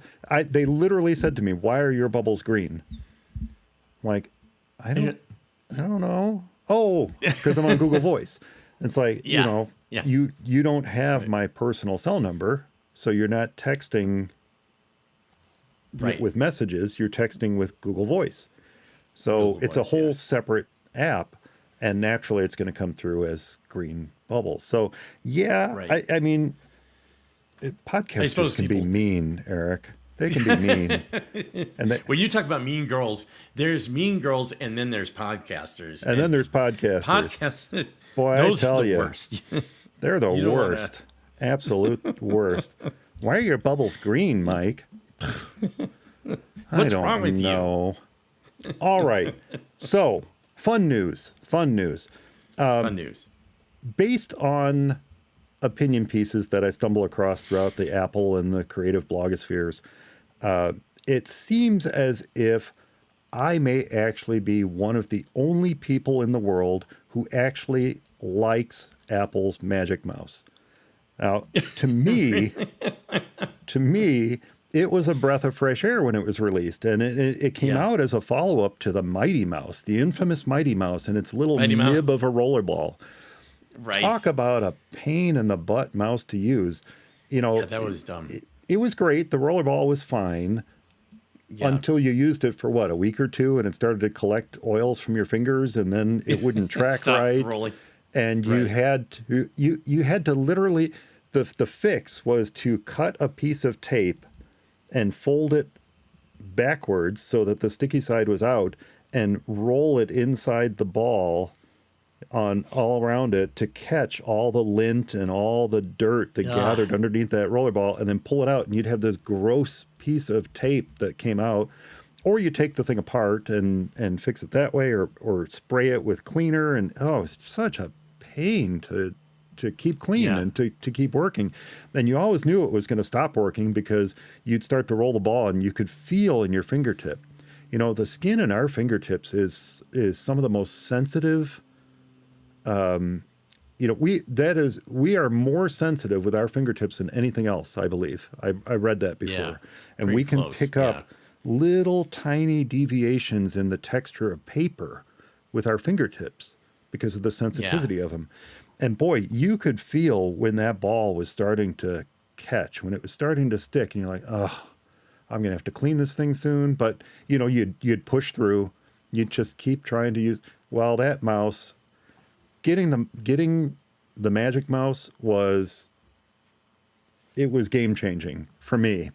Yeah. Yeah. In fact, I actually have a really hard time whenever I have to use a traditional mouse because I keep wanting to swipe left and right. Right. And you right. can't do Right. that without pressing a modifier key and then scrolling the wheel up and down.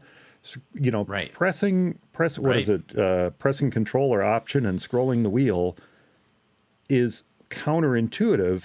Right. You want to move right and left, but you're moving up and down. It doesn't. Yeah. There's a disconnect in my brain when I do that. Yeah, the Magic Mouse is like a mouse trackpad. It's It's or a mouse little mini trackpad. trackpad writing on a trackpad, which is really nice. I love Apple's trackpads. I think they're fantastic. But when I'm at a desktop computer or here where I'm using my laptop, my laptop is raised about 6 inches off the desk right now.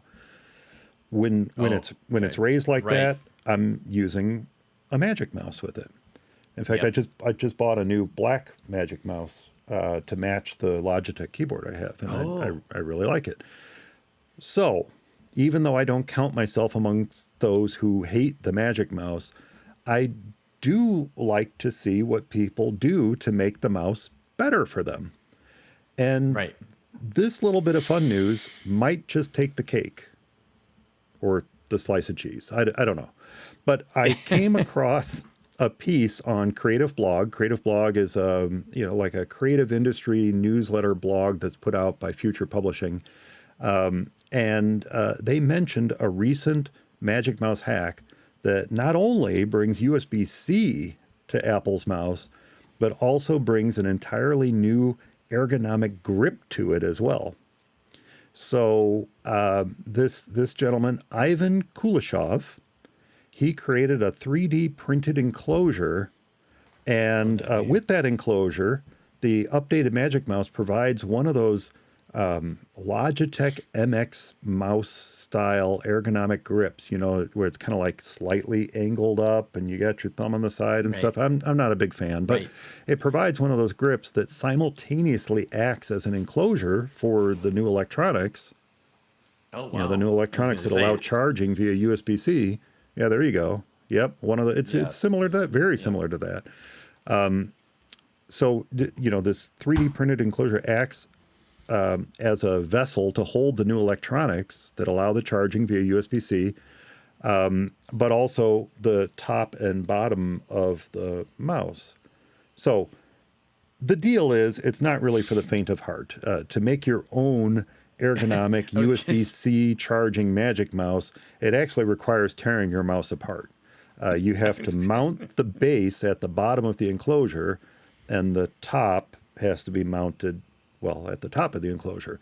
And it's actually mounted on a little riser inside that lifts and tilts it to that, proper ergonomic angle. If Okay. you like that Yeah. sort of thing. And yeah, like I said, I'm not a Right. fan. But hey, it seems to make people happy. And for those who want a little extra Windows gamer mouse action, apparently Ivan Yeah. also mounted a Raspberry Pi, a battery, and some pulsating lights within it to really juice it up. So Well, I there was you going go. to say is, yeah. I guess when you were saying all that, I was thinking the only thing that was coming to my head was why, why.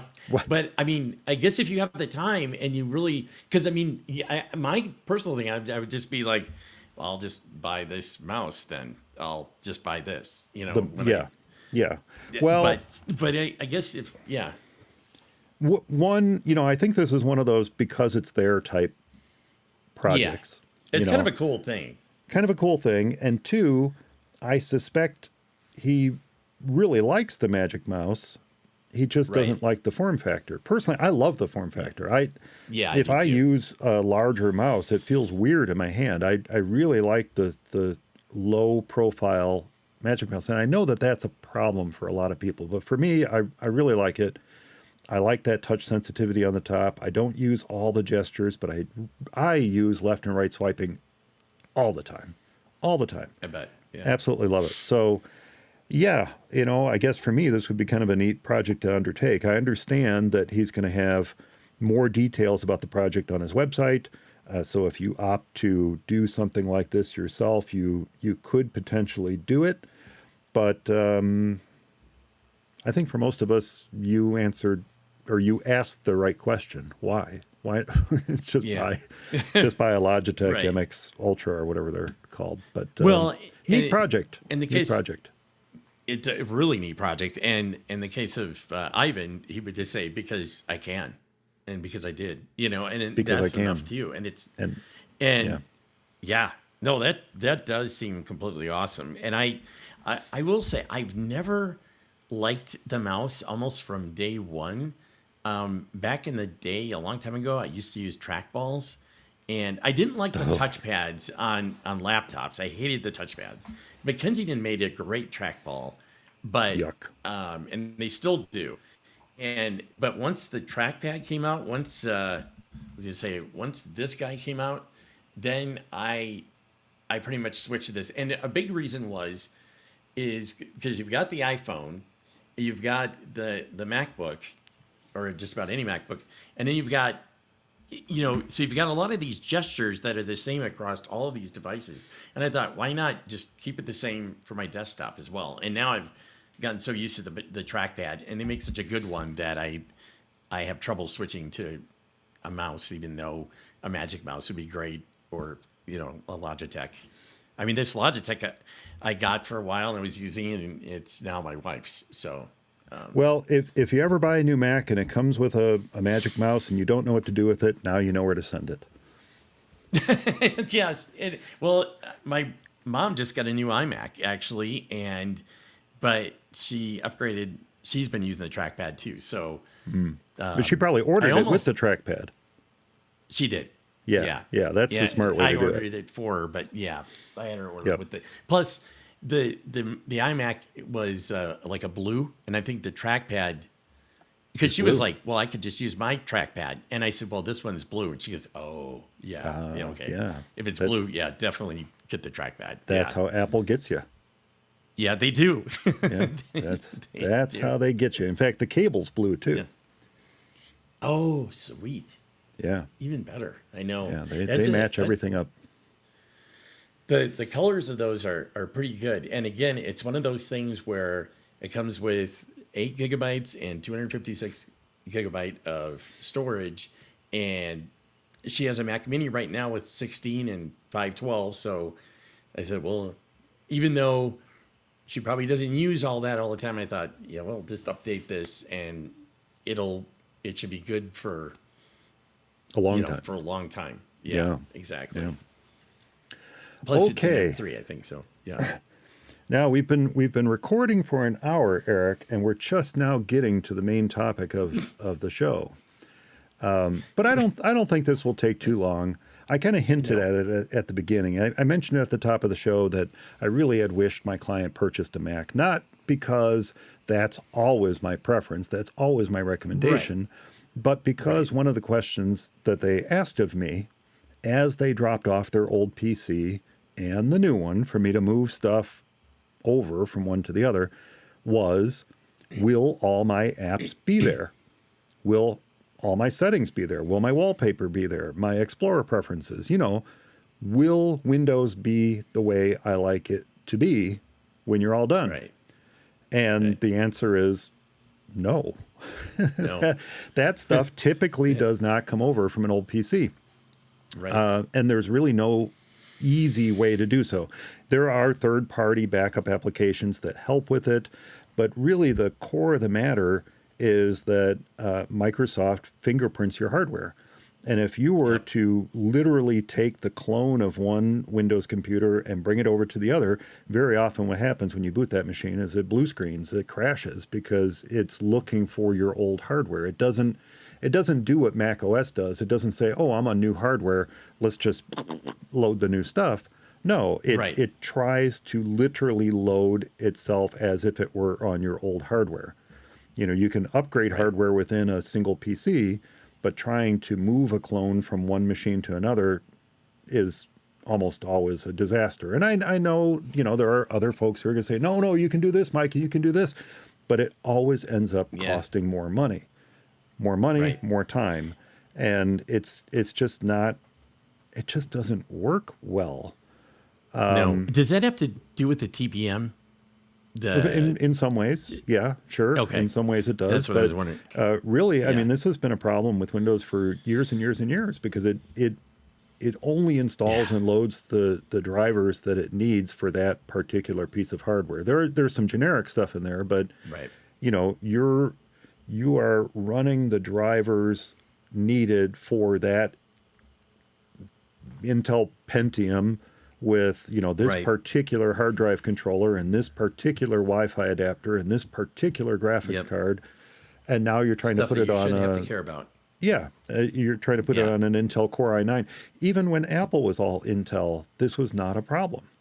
This wasn't a problem. You could take a clone and bring it from one machine to the other and migrate just your apps, just your data, just your preferences and settings. And Windows doesn't really have a great way to do that. It never has. They don't have a migration assistant. Yeah. Not as such, no. No. And actually, I will say, and this is probably 17, 18 years ago. Actually, I think it's when I was emailing you about it this was a long time ago. And I had moved from a desktop to a laptop. I can't remember if it was... or a different laptop, and there was something, and I used Migration Assistant, and there was something that was not available or was available, one of the two, and there was some confusion when I used Migration Assistant, and it did have some trouble. But that was right at the beginning. Migration Assistant was still new, and this was like 2006, 2007 era, maybe a little bit. That would be very early on in the Intel platform, yeah. Yeah, and I think so I stayed away from Migration Assistant for years because of that. And you, meanwhile, were using it with huge success, all the time. It works great for me. Yeah. Yeah, just recently used it and everything's good. So, and I ran from Thunderbolt to Thunderbolt, and it took maybe an hour to transfer everything. Which was terabytes worth of data and everything else. So it was kind of amazing. It is amazing. Okay, so here, as we do, we got a little off track there, but that whole process of migrating their stuff from an old machine to a new machine and the hassles of doing so with Windows got me thinking, man, I am so thankful I use a Mac.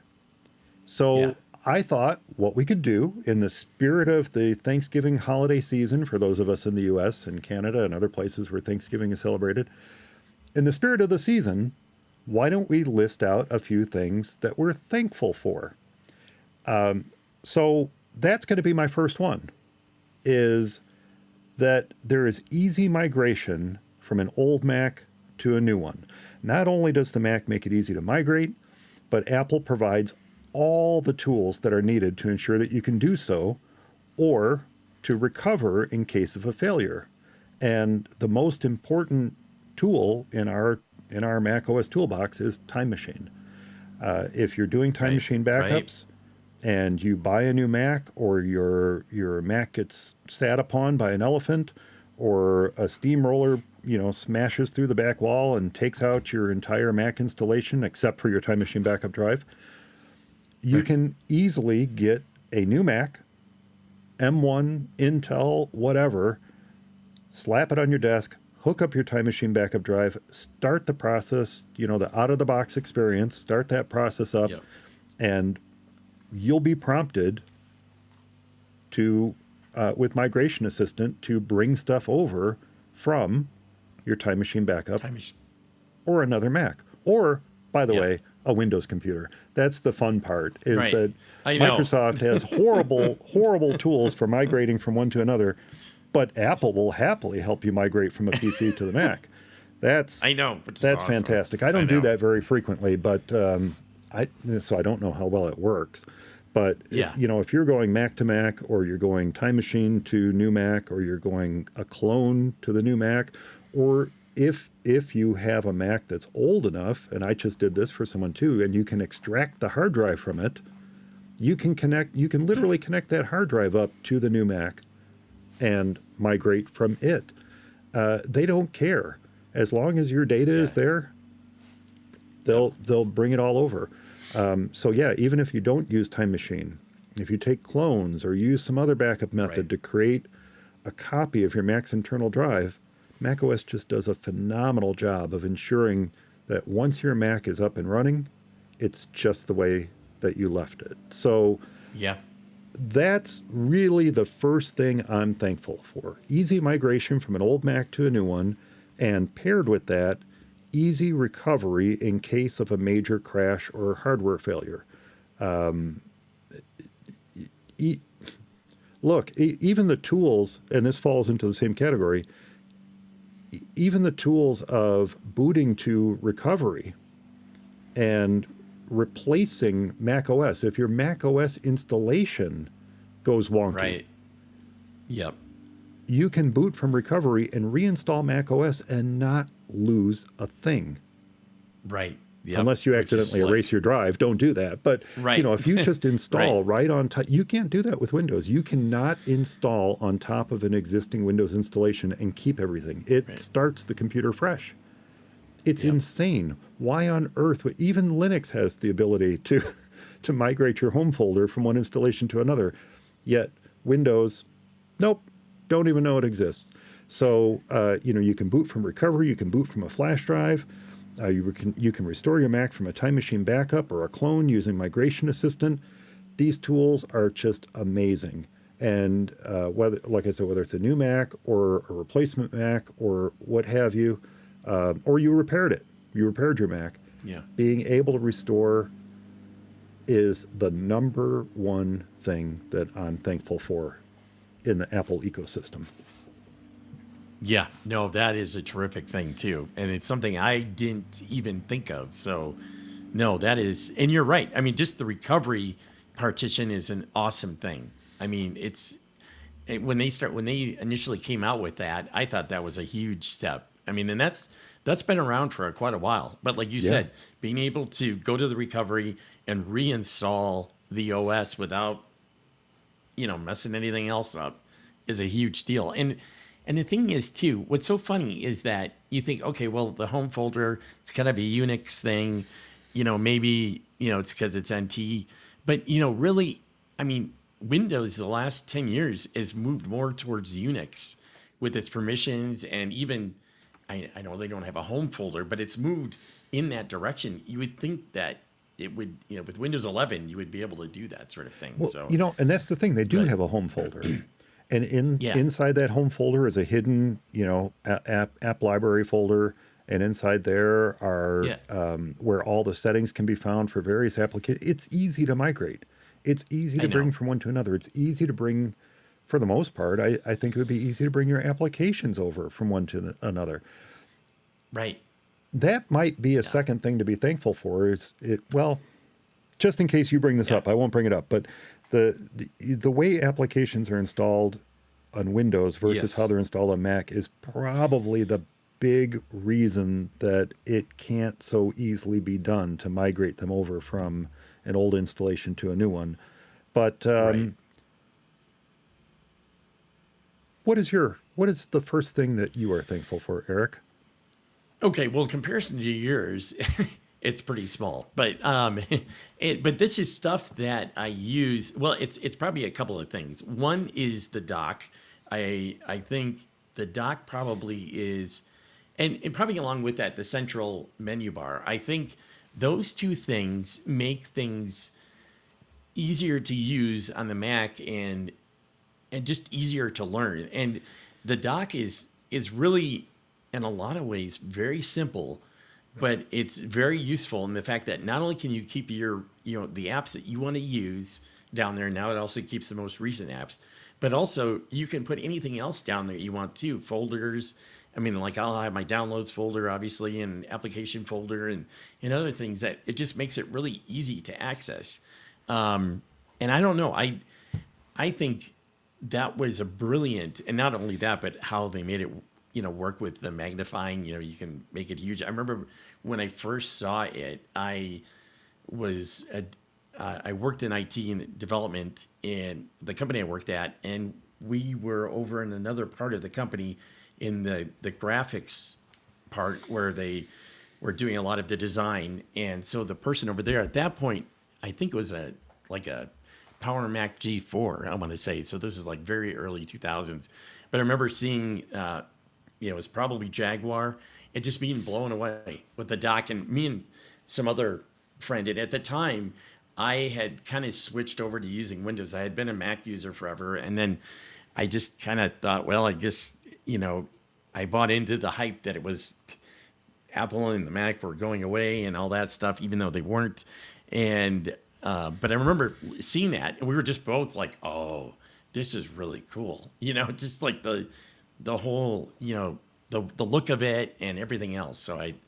But like I said, I think that the dock is one of the things that is just a really, and it's the Mac dock. I mean, I know they've got a dock on the iPhone and kind of their other devices, that Apple TV, but it's really the dock on the Mac, I think, that really deserves a lot of kudos. And as far as the central menu bar thing, we talked about that before. And science or studies have kind of proven that that's a lot easier to use and master than having it inside a window, because you can always shove the cursor up to the same spot. You're just, it's always at the top of the screen and it's always right here. And so it's for new users and people that aren't totally literate and don't speak the language of computer and even graphical user interface. It makes it easier to really get a handle on and use. It's really why so many people invest so much time trying to come up with better window managers for Windows. Yeah. Because being able to stay on top of where the menu bar is in any given app that you're using, or the app that's behind the scenes, is frustrating. So, they come up with all these new tools to snap windows to the edge of the screen. Even Microsoft in Windows 11 automatically turns on the snapping, which actually I find that quite annoying. I turn it off every time I sit down at one. But it they nuts. automatically want to snap your windows to the edge of the screen, because they themselves realize that if you want to stay on top of how to interact with any given app, you have to be able to see that app's entire window. Right. It's right. Crazy. That's a good point. Actually, I didn't even think of that, but that's exactly right. And I can't stand that, because I move it up a little bit too close to the top or the side, and all of a sudden things band out, and I'm like, oh, I didn't want that. Just, so you're right. I shut that off too. Yep, I shut it off. It there is snapping to a degree in macOS, but it's not Yeah. as well, it's not as sensitive, quite frankly. No, not And at all. it has to be very deliberate if you're doing it. But yeah, we kind of joked earlier that Apple doesn't listen to us, but they do. And I think the evolution of the dock is one of those instances where they've listened to us. I mean, how many years have we, well, 17, how many years have we been doing the show? And how many times have I said that one of the first things I do is take the applications folder and plop it on the dock? Yeah. Right? Yep. Apple has Right. never done that, but I put the applications folder down there. I turn on grid view for it. I sort them alphabetically, and there is an app launcher right there. So any of the apps that Yep. I don't Yes. keep on the dock, I don't keep at hand, and my dock does vary based on the Mac I'm sitting at, but Right. they're all there in the applications folder. And every new Mac I set up, I do that for people too.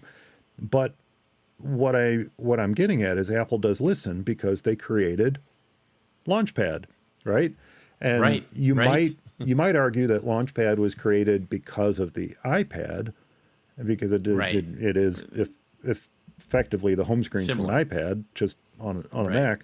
Mac. I don't find it as useful, quite frankly, but No, I don't either. it's there and it serves the same function. So for people who don't have the applications folder on their dock, which I do highly recommend, I think that's a great way to do it.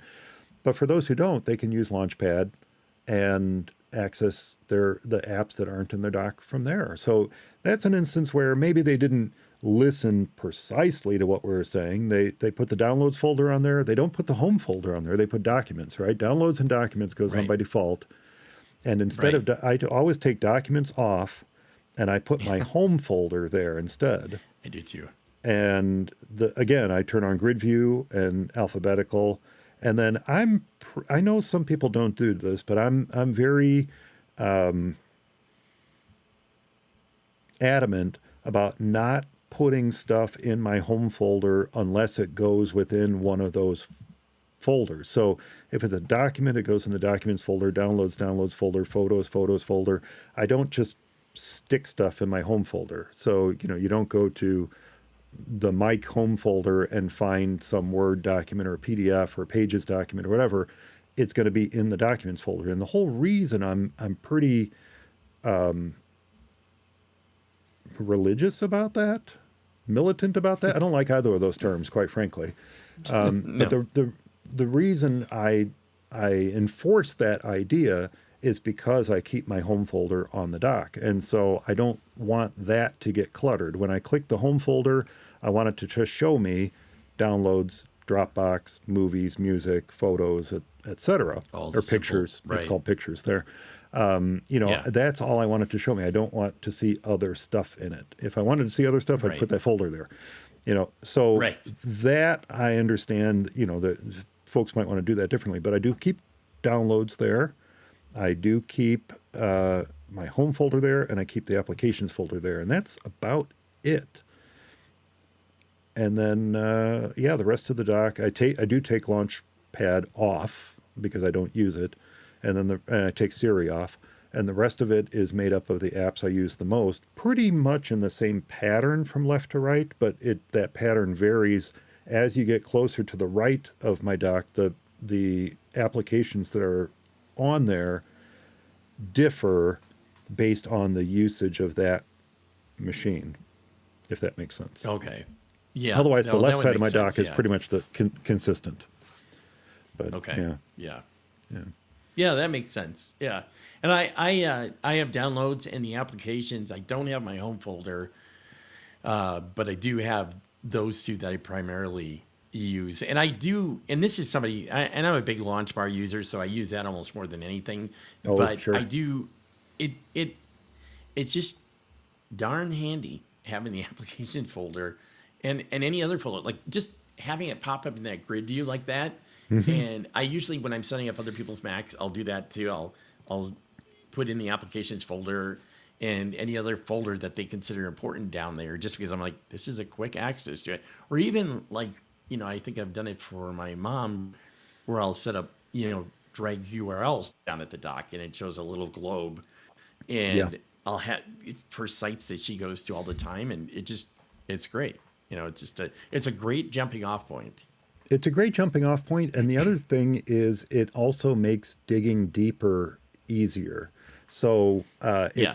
it's not Yes. uncommon for me to click on the home folder, click on Dropbox, click on another folder within Dropbox, and dig Yep. down deeper into, and more often than not, it is Dropbox, dig down deeper into it to get to where I need to be.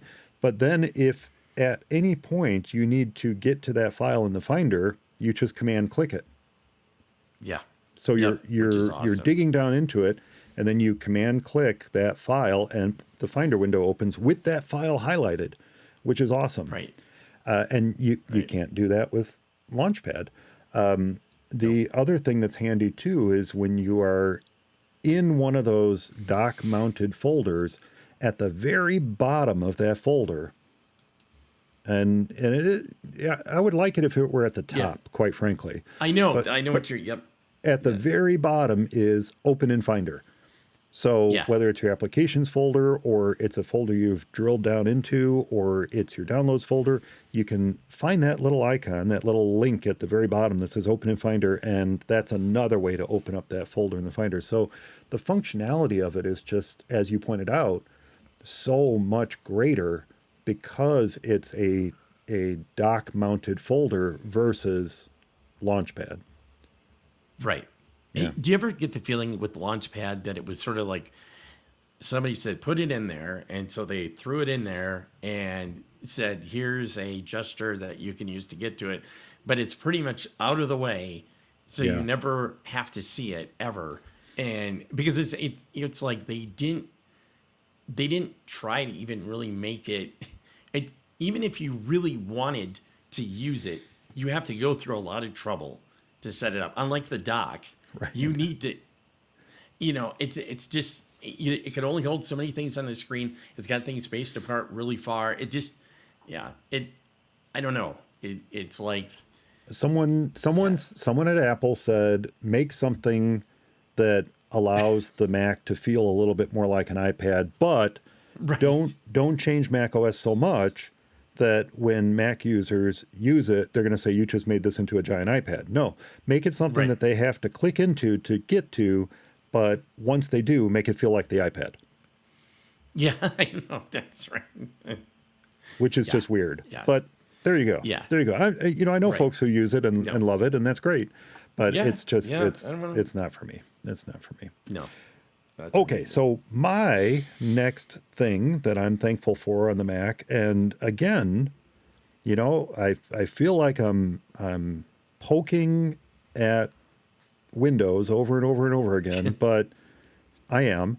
One thing that you cannot find in Windows, and I have no idea why this is broad compatibility with competing cloud services and open standards email and contact and calendaring. In other words, IMAP and CardDAV and CalDAV.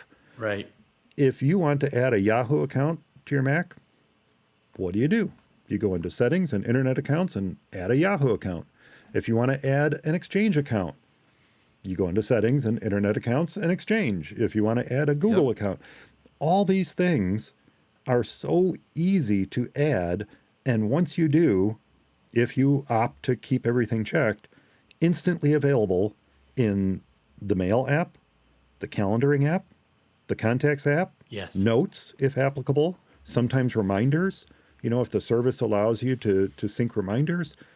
I mean, what the heck, Microsoft? Why is it so difficult to have some unified way of adding a cloud service to Windows and just have the built-in software allow you to interact with that service? Why is that so hard? Oh, wait, it's Yeah. not, because Apple does it. Well, maybe it is. Maybe. Maybe it is. But really, come on. They're smart people at Microsoft. They can write a Yes. calendaring app and a contacts app and a reminders Right. app, and maybe they could actually write a decent mail app for a change. And give you one place to add that account. And I think this is the key: competing. They're competing cloud services. Right. You know, Right. Windows and Outlook and even the Office apps to a certain extent, they're designed for one purpose. They've always been there for one purpose, and that's to sell people on the broader ecosystem that is Microsoft Exchange and other Microsoft services, and you know, just Yep. having a Windows server installed in your office and all this kind of stuff. That's the whole reason all this stuff exists. That's never been Apple's drive. They've never been driven No. to steer you in one direction or another. They're quite happy to let your Mac interact with an Exchange server. They're quite happy to, well, and it does it really well now. It didn't used to, but it does it really well now. Yeah. They're quite happy to let your Mac interact with Google services or Yahoo services or even just standard, like I said, IMAP and CardDAV and CalDAV services. You can add these to it, and the Mac doesn't care. No. Microsoft cares because if you interact with these competing cloud services, you may not be using their service. And I think that's really what it comes down to. But yeah, that's one thing I'm very thankful of. And then even more thankful, just this last week, you know, I think it was this last week, there's an all new Outlook client. You know, continuing the trash heap that is Outlook, there's an all new Outlook client that when you set it up, you know what it does? You know what it does? It, no matter what service you add to it, if you add Gmail, if you add Yahoo, if you add whatever, no matter what service you add to it, it takes everything from that service and syncs it to Microsoft servers. Ugh. Yeah. Yeah. Why? There's a third-party mail app that does the same thing. I just learned about this last night. It's called Blue Mail. And Outlook and Blue Mail, and I'm sure others, they require syncing, and I'll pick on Google here. They require syncing your Gmail account to their third-party servers. I'm going to repeat that one more time.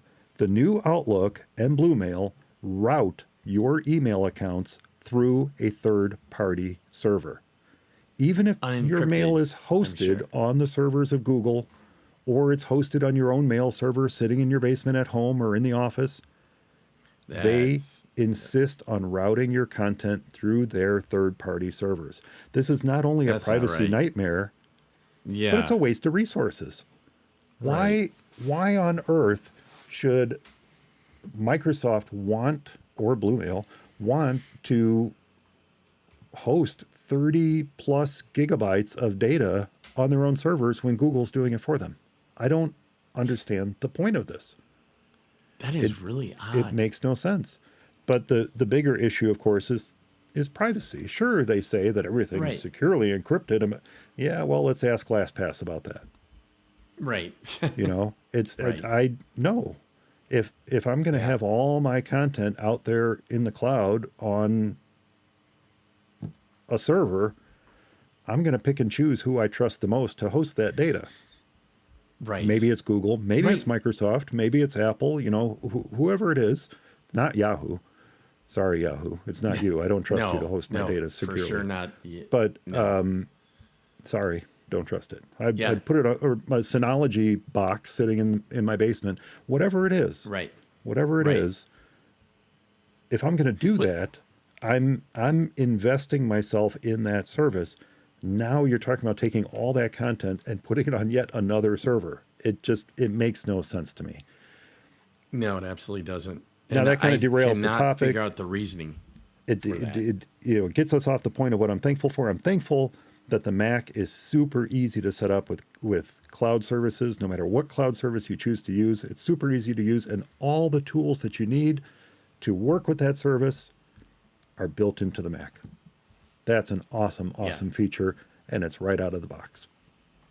No, that is a great call too. And yeah, for the life of me, I can't figure out why, outside of them just wanting to like mine your data, I can't figure out why they want to go through the trouble of bringing all your. It's fraught with problems. Yeah.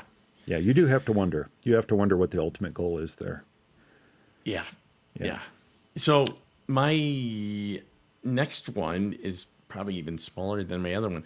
And this is something that's actually, well, I guess again, it's probably a two-pronged thing, but I labels has been in the Mac since the old days, and it's something that I use not just to kind of help me organize stuff. And now with tags, that's another big thing. But they also kind of help me with automating things. So even an Apple script is another thing that I'm really thankful for, or even JavaScript for automation now, especially on the Mac. But being able to use labels and tags for my own organizational thing, but also and using it for scripting, being able to, I've used labels just from anything to like keep your hands off, if it's a script or a Hazel thing, like don't look at the stuff if it hasn't been labeled, or if it has been labeled, or if it's got this label, do this, if it's got that label, do that. So it really is, it allows you to do so much more than, it may seem like a really simple thing that is, probably useless, or you might even think, well, why would I use that? But it's just for the same reason that you can tell yourself, okay, everything that's labeled red, I've already went through, and anything that hasn't been labeled, I still have to go through. You can do the same thing in automation. So whether it's a shortcut or AppleScript or whatever, you can use labels in that same way, and also tags. And I don't know, it's just something that's really, really great. And AppleScript, although there's probably parts of it that could be better, and it's not perfect, but it is something that is there and available and allows you to do. I use it, several times a day, if not several times a week, and just automating stuff scripts I've written a long time ago that do a bunch of different things for me, so that I just don't even have to think about it. And I'm not saying that's not possible on Windows, but I don't know if it's possible so easy out of the box like it is on the Mac. So I guess that's my pick. So labels, are you talking about the same thing as tags? Or well, so they kind of kept things, they always had labels. And then when they brought forth tags, they kind of added labels to that, where color labels. So, you could have a tag that wasn't associated with a color, or you could make up a tag that is associated with a color as well. But you can they still have, I guess probably as far as the Finder's concerned, they probably just have tags. I don't know. But as far as like well, actually, no, that's not true, because I think, so I'm looking at right now, you can add a color to it, or you could click on tags. So if you if you just click on a color, so if you like select a folder in the Finder, and then you can go into the file menu in Finder, and you have the whatever 6 or 7 colors there available, and then below that you have tags. So you can just assign a color to it, and that's essentially just the label. Oh, and I see what you're saying. Yeah. I see what you're saying. Oh, okay. So so even though you open a Finder window and under the tags column, it shows orange, purple, red, yellow, gray, important work, etc. Those are like, for example, when I open a Finder window just now, those are all under the heading of tags. No, see, okay. I'm not sure. So you look under the file menu, right? No, I'm looking under the sidebar. Finder. Oh, okay. Yeah, no. Go up to select a folder, and then go up to the menu bar, go under File, and down below, just above tags, they'll have the different colors of the labels that you can select by themselves. Right. And you can also do that by control clicking on a file. Right. or right-clicking Right. on a Exactly. file. You can Right-clicking. right-click Yep. and get those same options. But when Yeah. you're in a Finder window and you look at the sidebar, everything's Yes. categorized, whether it's a color or a word or whatever, everything's categorized as a tag, Those are tags that you've already made up. but the colors are there So too. the colors are there if you assigned a color with the tag. So they're also like I don't if you can I could probably show you my there's a bunch of tags I have that don't have a color Right, associated right. with them. Yeah. Yeah. Yeah. So you can set up a tag without a color, or if you just leave the default color orange alone and you never touch it, Right. that would be like the old labels, or The it old could labels, just right. yeah. It's probably in the code someplace. It's probably always treated as a tag, but in Apple script, they're actually still labels. They're It's still still called a called label. label. Interesting. And in stuff like Hazel, in fact, Hazel will have color labels and tags, two separate things. And so I will use that a lot of times in Hazel, and I'll just say, if the label is nothing, if it doesn't have a label, then go ahead and process. If the item or whatever that Hazel's going to process has a label, then leave it alone. So I'll do that in AppleScript as well. So it'll just help me process it that way. Or I'll use it like if it's this color label, it's, I've already finished it, go on to the next one. Or don't process this until a future date or whatever. So it's something that not only can you use for yourself, but also use for yourself in automating and that sort of thing. I don't use tags on the Mac or labels, quite frankly. I should. And Yeah. every time I hear someone explain them to me, I think, oh yeah, I got to use that. And we had a really fantastic, not only, what you were just describing and how you use them in Hazel and things like that, that's fantastic. And I think I got to use that. And I know that you can automatically group items by tags or by labels as well. You can create these like Right. little searches. You can create searches, Finder searches, and you just click on that, and anything that's labeled orange or anything that's labeled with a particular tag shows up in that folder. That's Yeah. a Yep. great way to kind of keep Yes. things in one place without having to Yep. keep things in one place. One folder. Yep. And we had a fantastic talk at MaxTalk. Brett Terpstra gave a talk on tags. And again, at the end of his talk, I'm thinking, I got to use these things. But now it's been a good 2-3 years since he gave that talk. And have I started using them? No, I have not. But I really do. I need to start using them because I can see the utility of them and how it could really streamline some of my file organizing efforts. I mean, in fact, I remember Brett saying he doesn't even put things in folders anymore. He literally just tags and labels files and allows the Finder to automatically group them together. So they might as well be in folders, but he doesn't have to think about a folder structure because Right. it's just there. It's all organized by these, the tags he creates or the labels he puts on them. Everything's just automatically organized the way he wants it organized because of the tag system that's built into macOS. I just think that's phenomenal, and it's not fantastic. It's not something I've done, but boy, that is definitely something to be thankful for. Yeah, and that's something that I should really. I have used it with smart folders, and I've done more and more of that. But I'm not as obviously advanced with it as he is. And that, you know what, I'm probably just too old school. I probably That's just it. no. You got to That's put it me. in a folder. Yeah. It's like I can't get away from that, even though there's probably no reason for it. So it's like I know with Windows Vista, Microsoft, one of their goals was to come out with a relational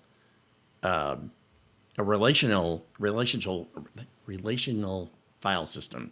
So instead of the hierarchical file system, it's all like folders within folders within folder. And a path, they were going to do it like a relational database, and they never did get it to work or whatever.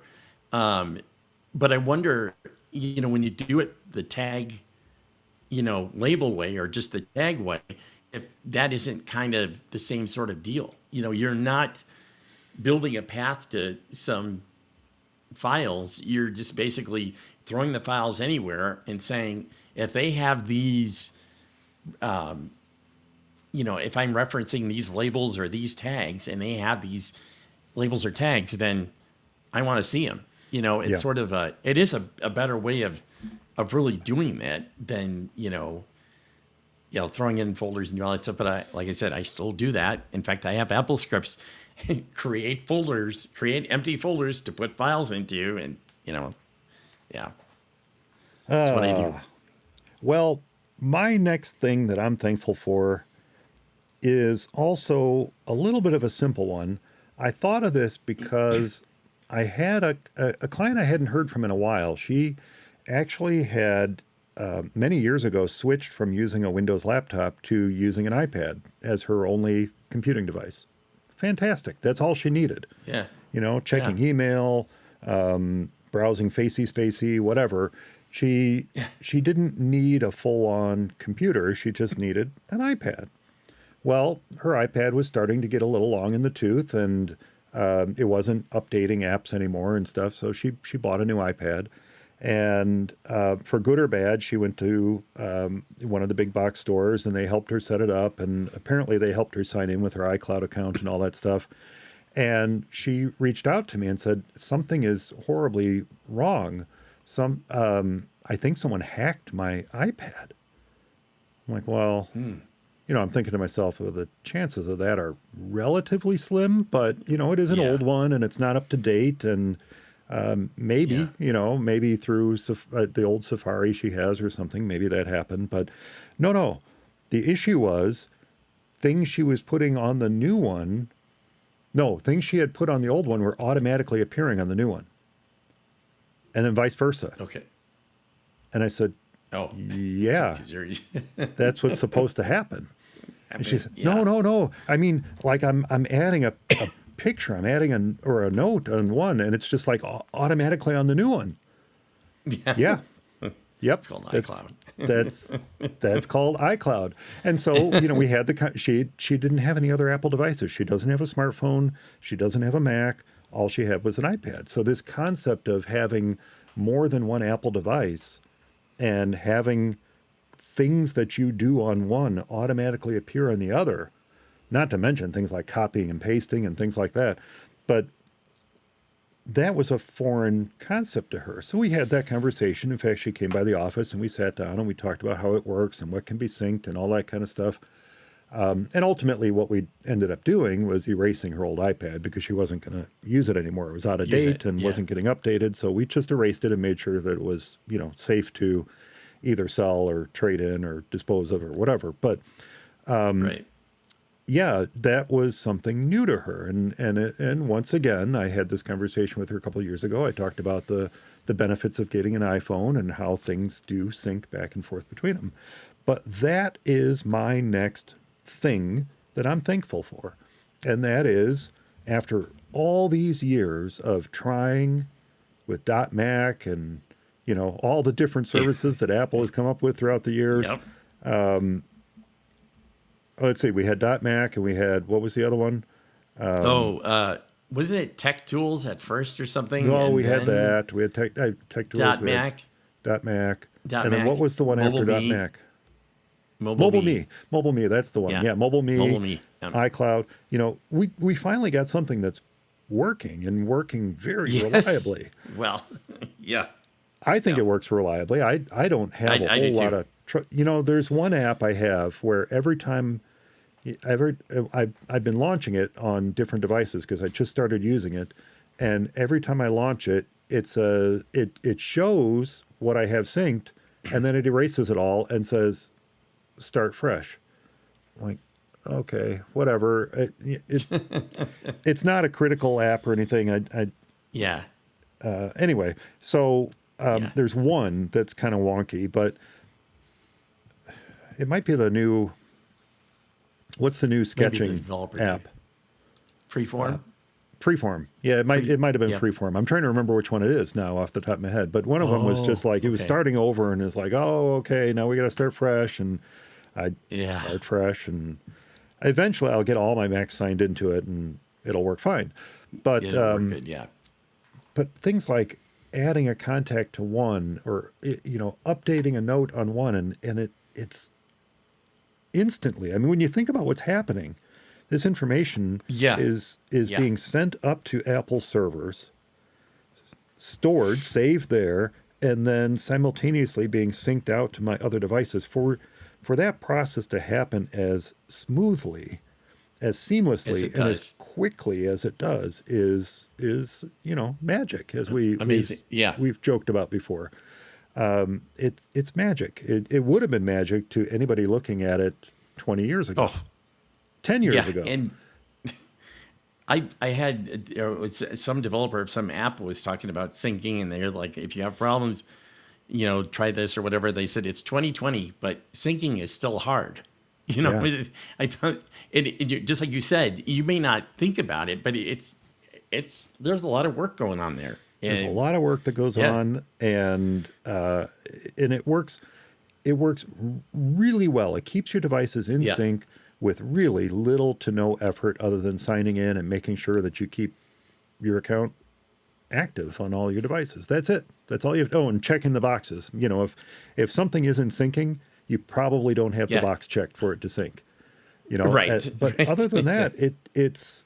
it's super smooth, super easy to use, super easy to set up. Yeah. And for the most part, it's free. And then, throw things in there like photos. Yeah. It's nothing short of magic. The only other service I use that works as smoothly and relatively seamlessly is Dropbox. That's the only one I use that works about as well.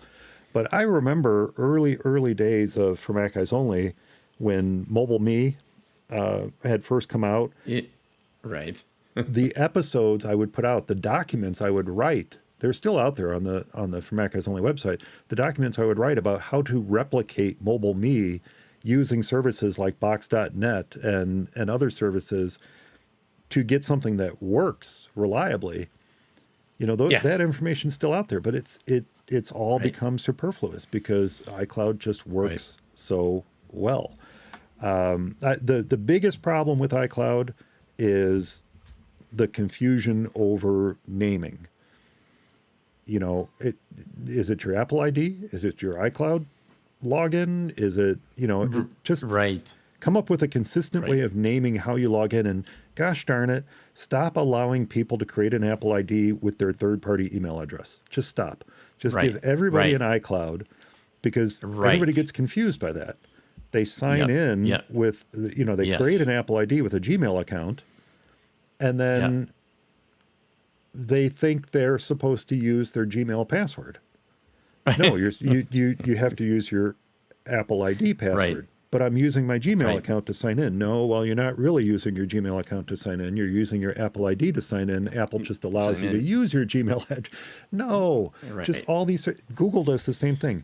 Microsoft does the same thing. Stop allowing people to use a different email address as their login. Either make them create a username, or give them an iCloud or Outlook or Gmail address and just be done with it. Just be done with it. Yeah. Then there's a visual reminder. Oh, this is my @iCloud.com. Great. I know that's my Apple ID. Even if you never use it for anything else, you never receive email on it, you never do anything with it, this is how I sign into it. That's the biggest problem with it from my book. Yeah, and I think they probably do that because other companies like Dropbox do allow you to use whatever email address that you want to use. So they think, well, we have to do that too. I will say a couple things to that. I remember before iCloud, there was an old story that Jobs apparently met with the co-creators of Dropbox, and I can't remember the name. I don't know. Arun? No. Anyway, and because he wanted Apple to buy Dropbox, and I remember that. Yeah, they said no, actually, we don't want to sell it. We don't want to whatever. And he pretty much kind of threatened them, like, well, we will come out with something, and it will put you down, whatever. And that didn't work. And that that didn't work, and which nobody I think actually believed it would. But I tell you, with iCloud, it has become so good that, especially when it comes to iOS and the mobile devices, I I don't like it, generally speaking, when something only uses Dropbox and won't go with iCloud, because iCloud usually is so easy in the background. Well, Scrivener is a good example of this. I have to manually sync up with Dropbox, and it works fine, but it won't do it automatically in the background. So if I'm writing in Scrivener on my iPhone or iPad, I have to make sure go sync this, otherwise it will not be on the Mac when I get back. And so it's like, and it's just kind of a hassle. It's an extra, and I don't know why they don't support iCloud or whatever, but there's another thing with iCloud that gets overlooked a lot. But there's something else that Apple has available for developers called Cloud Kit, and that's actually a lot more robust even. And the apps that use that, I even like better, because that even offers better versioning and all sorts of stuff. So, but again, I think iCloud and all that it entails, even like the handoff part, like I was talking about before with copying and pasting between devices, it's definitely something to be thankful for. That is for sure. I was just going to say that, Eric, that, we're just talking about the surface stuff with iCloud here. We're just talking about syncing contacts and calendars and mail, but that doesn't even take into account things like handoff, which only exists because of it. And again, you copy something on the Mac or on the phone. I usually do it that way. You copy something on the phone, and you can immediately right-click and paste on the Mac, and it's there. And this is just all thanks to this ecosystem that Apple created that allows their devices to so seamlessly talk to each other, whether it's over Bluetooth and Wi-Fi, or whether it's through iCloud, or whatever mechanisms they're employing at any given moment when you're taking advantage of these features. Oh my gosh, even look, the ability to share one keyboard and mouse among two devices, again, is nothing short of magic when you use it for the first time. And it's almost like a sci-fi movie where someone is pushing through a mirror, right? And you move that mouse cursor over to the edge, and suddenly it push, and then pop, it's over there on the other screen, and suddenly your keyboard and your mouse and everything is working with that other Mac, and you're like, that was a game changer. The first time I used that, and again, I can't remember the name of that feature. Universal control? Is that what it is? Yeah, something like that. Anyway, that ability to smoothly transfer control of your keyboard, and then there are third-party services that do this, and they're great. Right. But a continuity camera is another one. All these things that they've developed, I'm using that right now, allow Apple's devices to so smoothly work with each other is just something. I don't care how much you can customize your Android phone. I really don't. I don't care how much freedom you have to install whatever software you want to install on your Windows computer. That's fan-freaking-tastic. Good on you. But try to do what I'm doing with the Mac. You might not realize that these features exist, but try to do what I'm doing with the Mac and the iPhone and the iPad and the other devices that I have as easily, as seamlessly, and without spending a gob of money or experimenting with open source projects or things like that to try to make it happen. No, it's just out of the box. It works. And gosh darn it, I'm thankful for that. Yep, and me too. That's exactly right. That's probably the best one of the thing. Yeah, seriously. Well, sir, what other things are you thankful for? I'm trying to think. I have one more, but if you can share whatever ones you have left. I have one more. No, I think that kind of does it for me. So let's hear what yours is. All right. Well, this is not something new. I've shared this on the show before. But, we're sitting here recording what is the last episode of our 17th season of For Mac Eyes Only. It's 17 amazing. years. We have been doing this for 17 years, folks. And I think the thing that I am most thankful for, and the thing that keeps me coming back to the mic again and again, is the community. Now, I know Apple's not alone in this. There are so many fantastic communities out there that are formed around a product or a brand that help foster a sense of loyalty to that brand.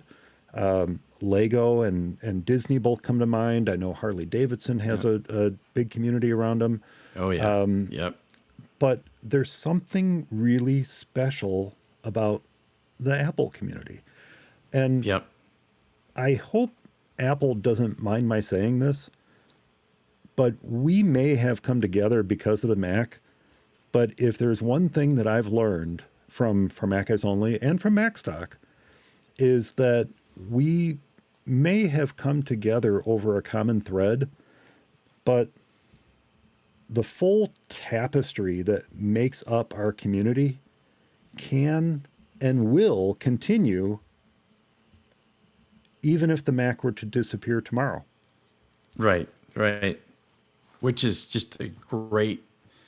That's just a great point on its own right. I mean, it really is. The fact that the community is so strong and made up of such good people that it'll continue regardless is really awesome. I mean, if at this point everything were to disappear, I wouldn't lose touch with you. I wouldn't lose touch with the others who I've met because of this community.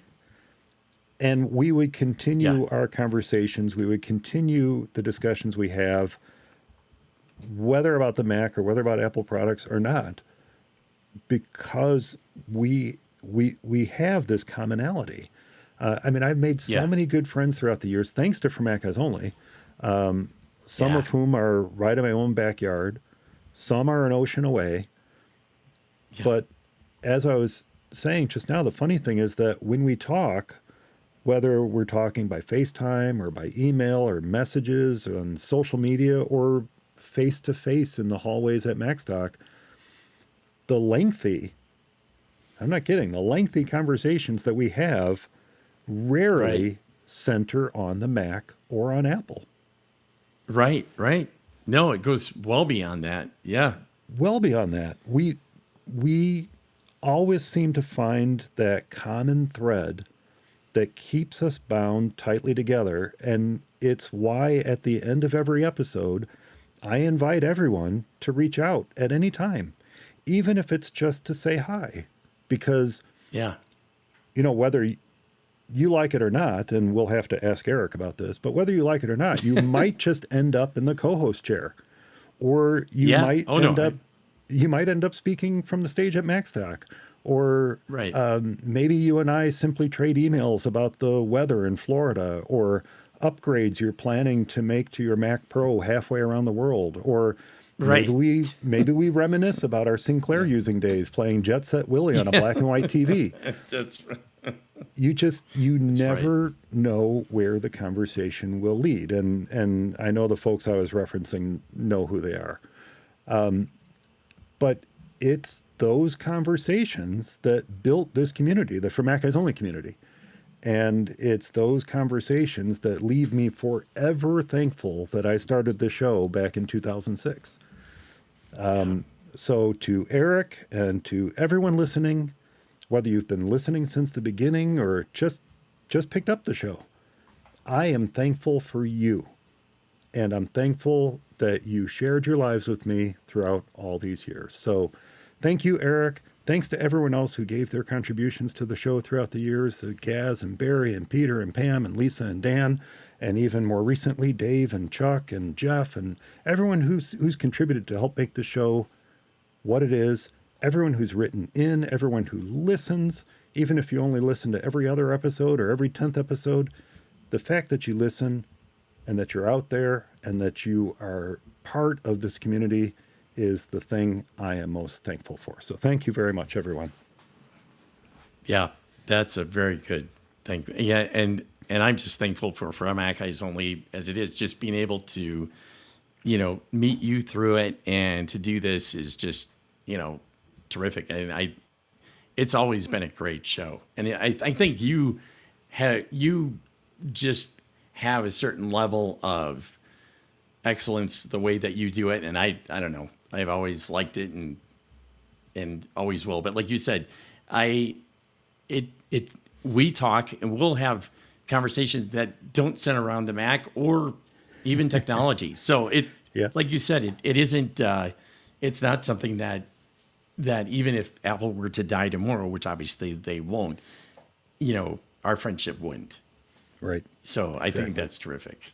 And next episode starts our 18th year of For Mac Eyes Only, with no plans to stop anytime soon. So Amazing. Thanks again, everyone, for listening.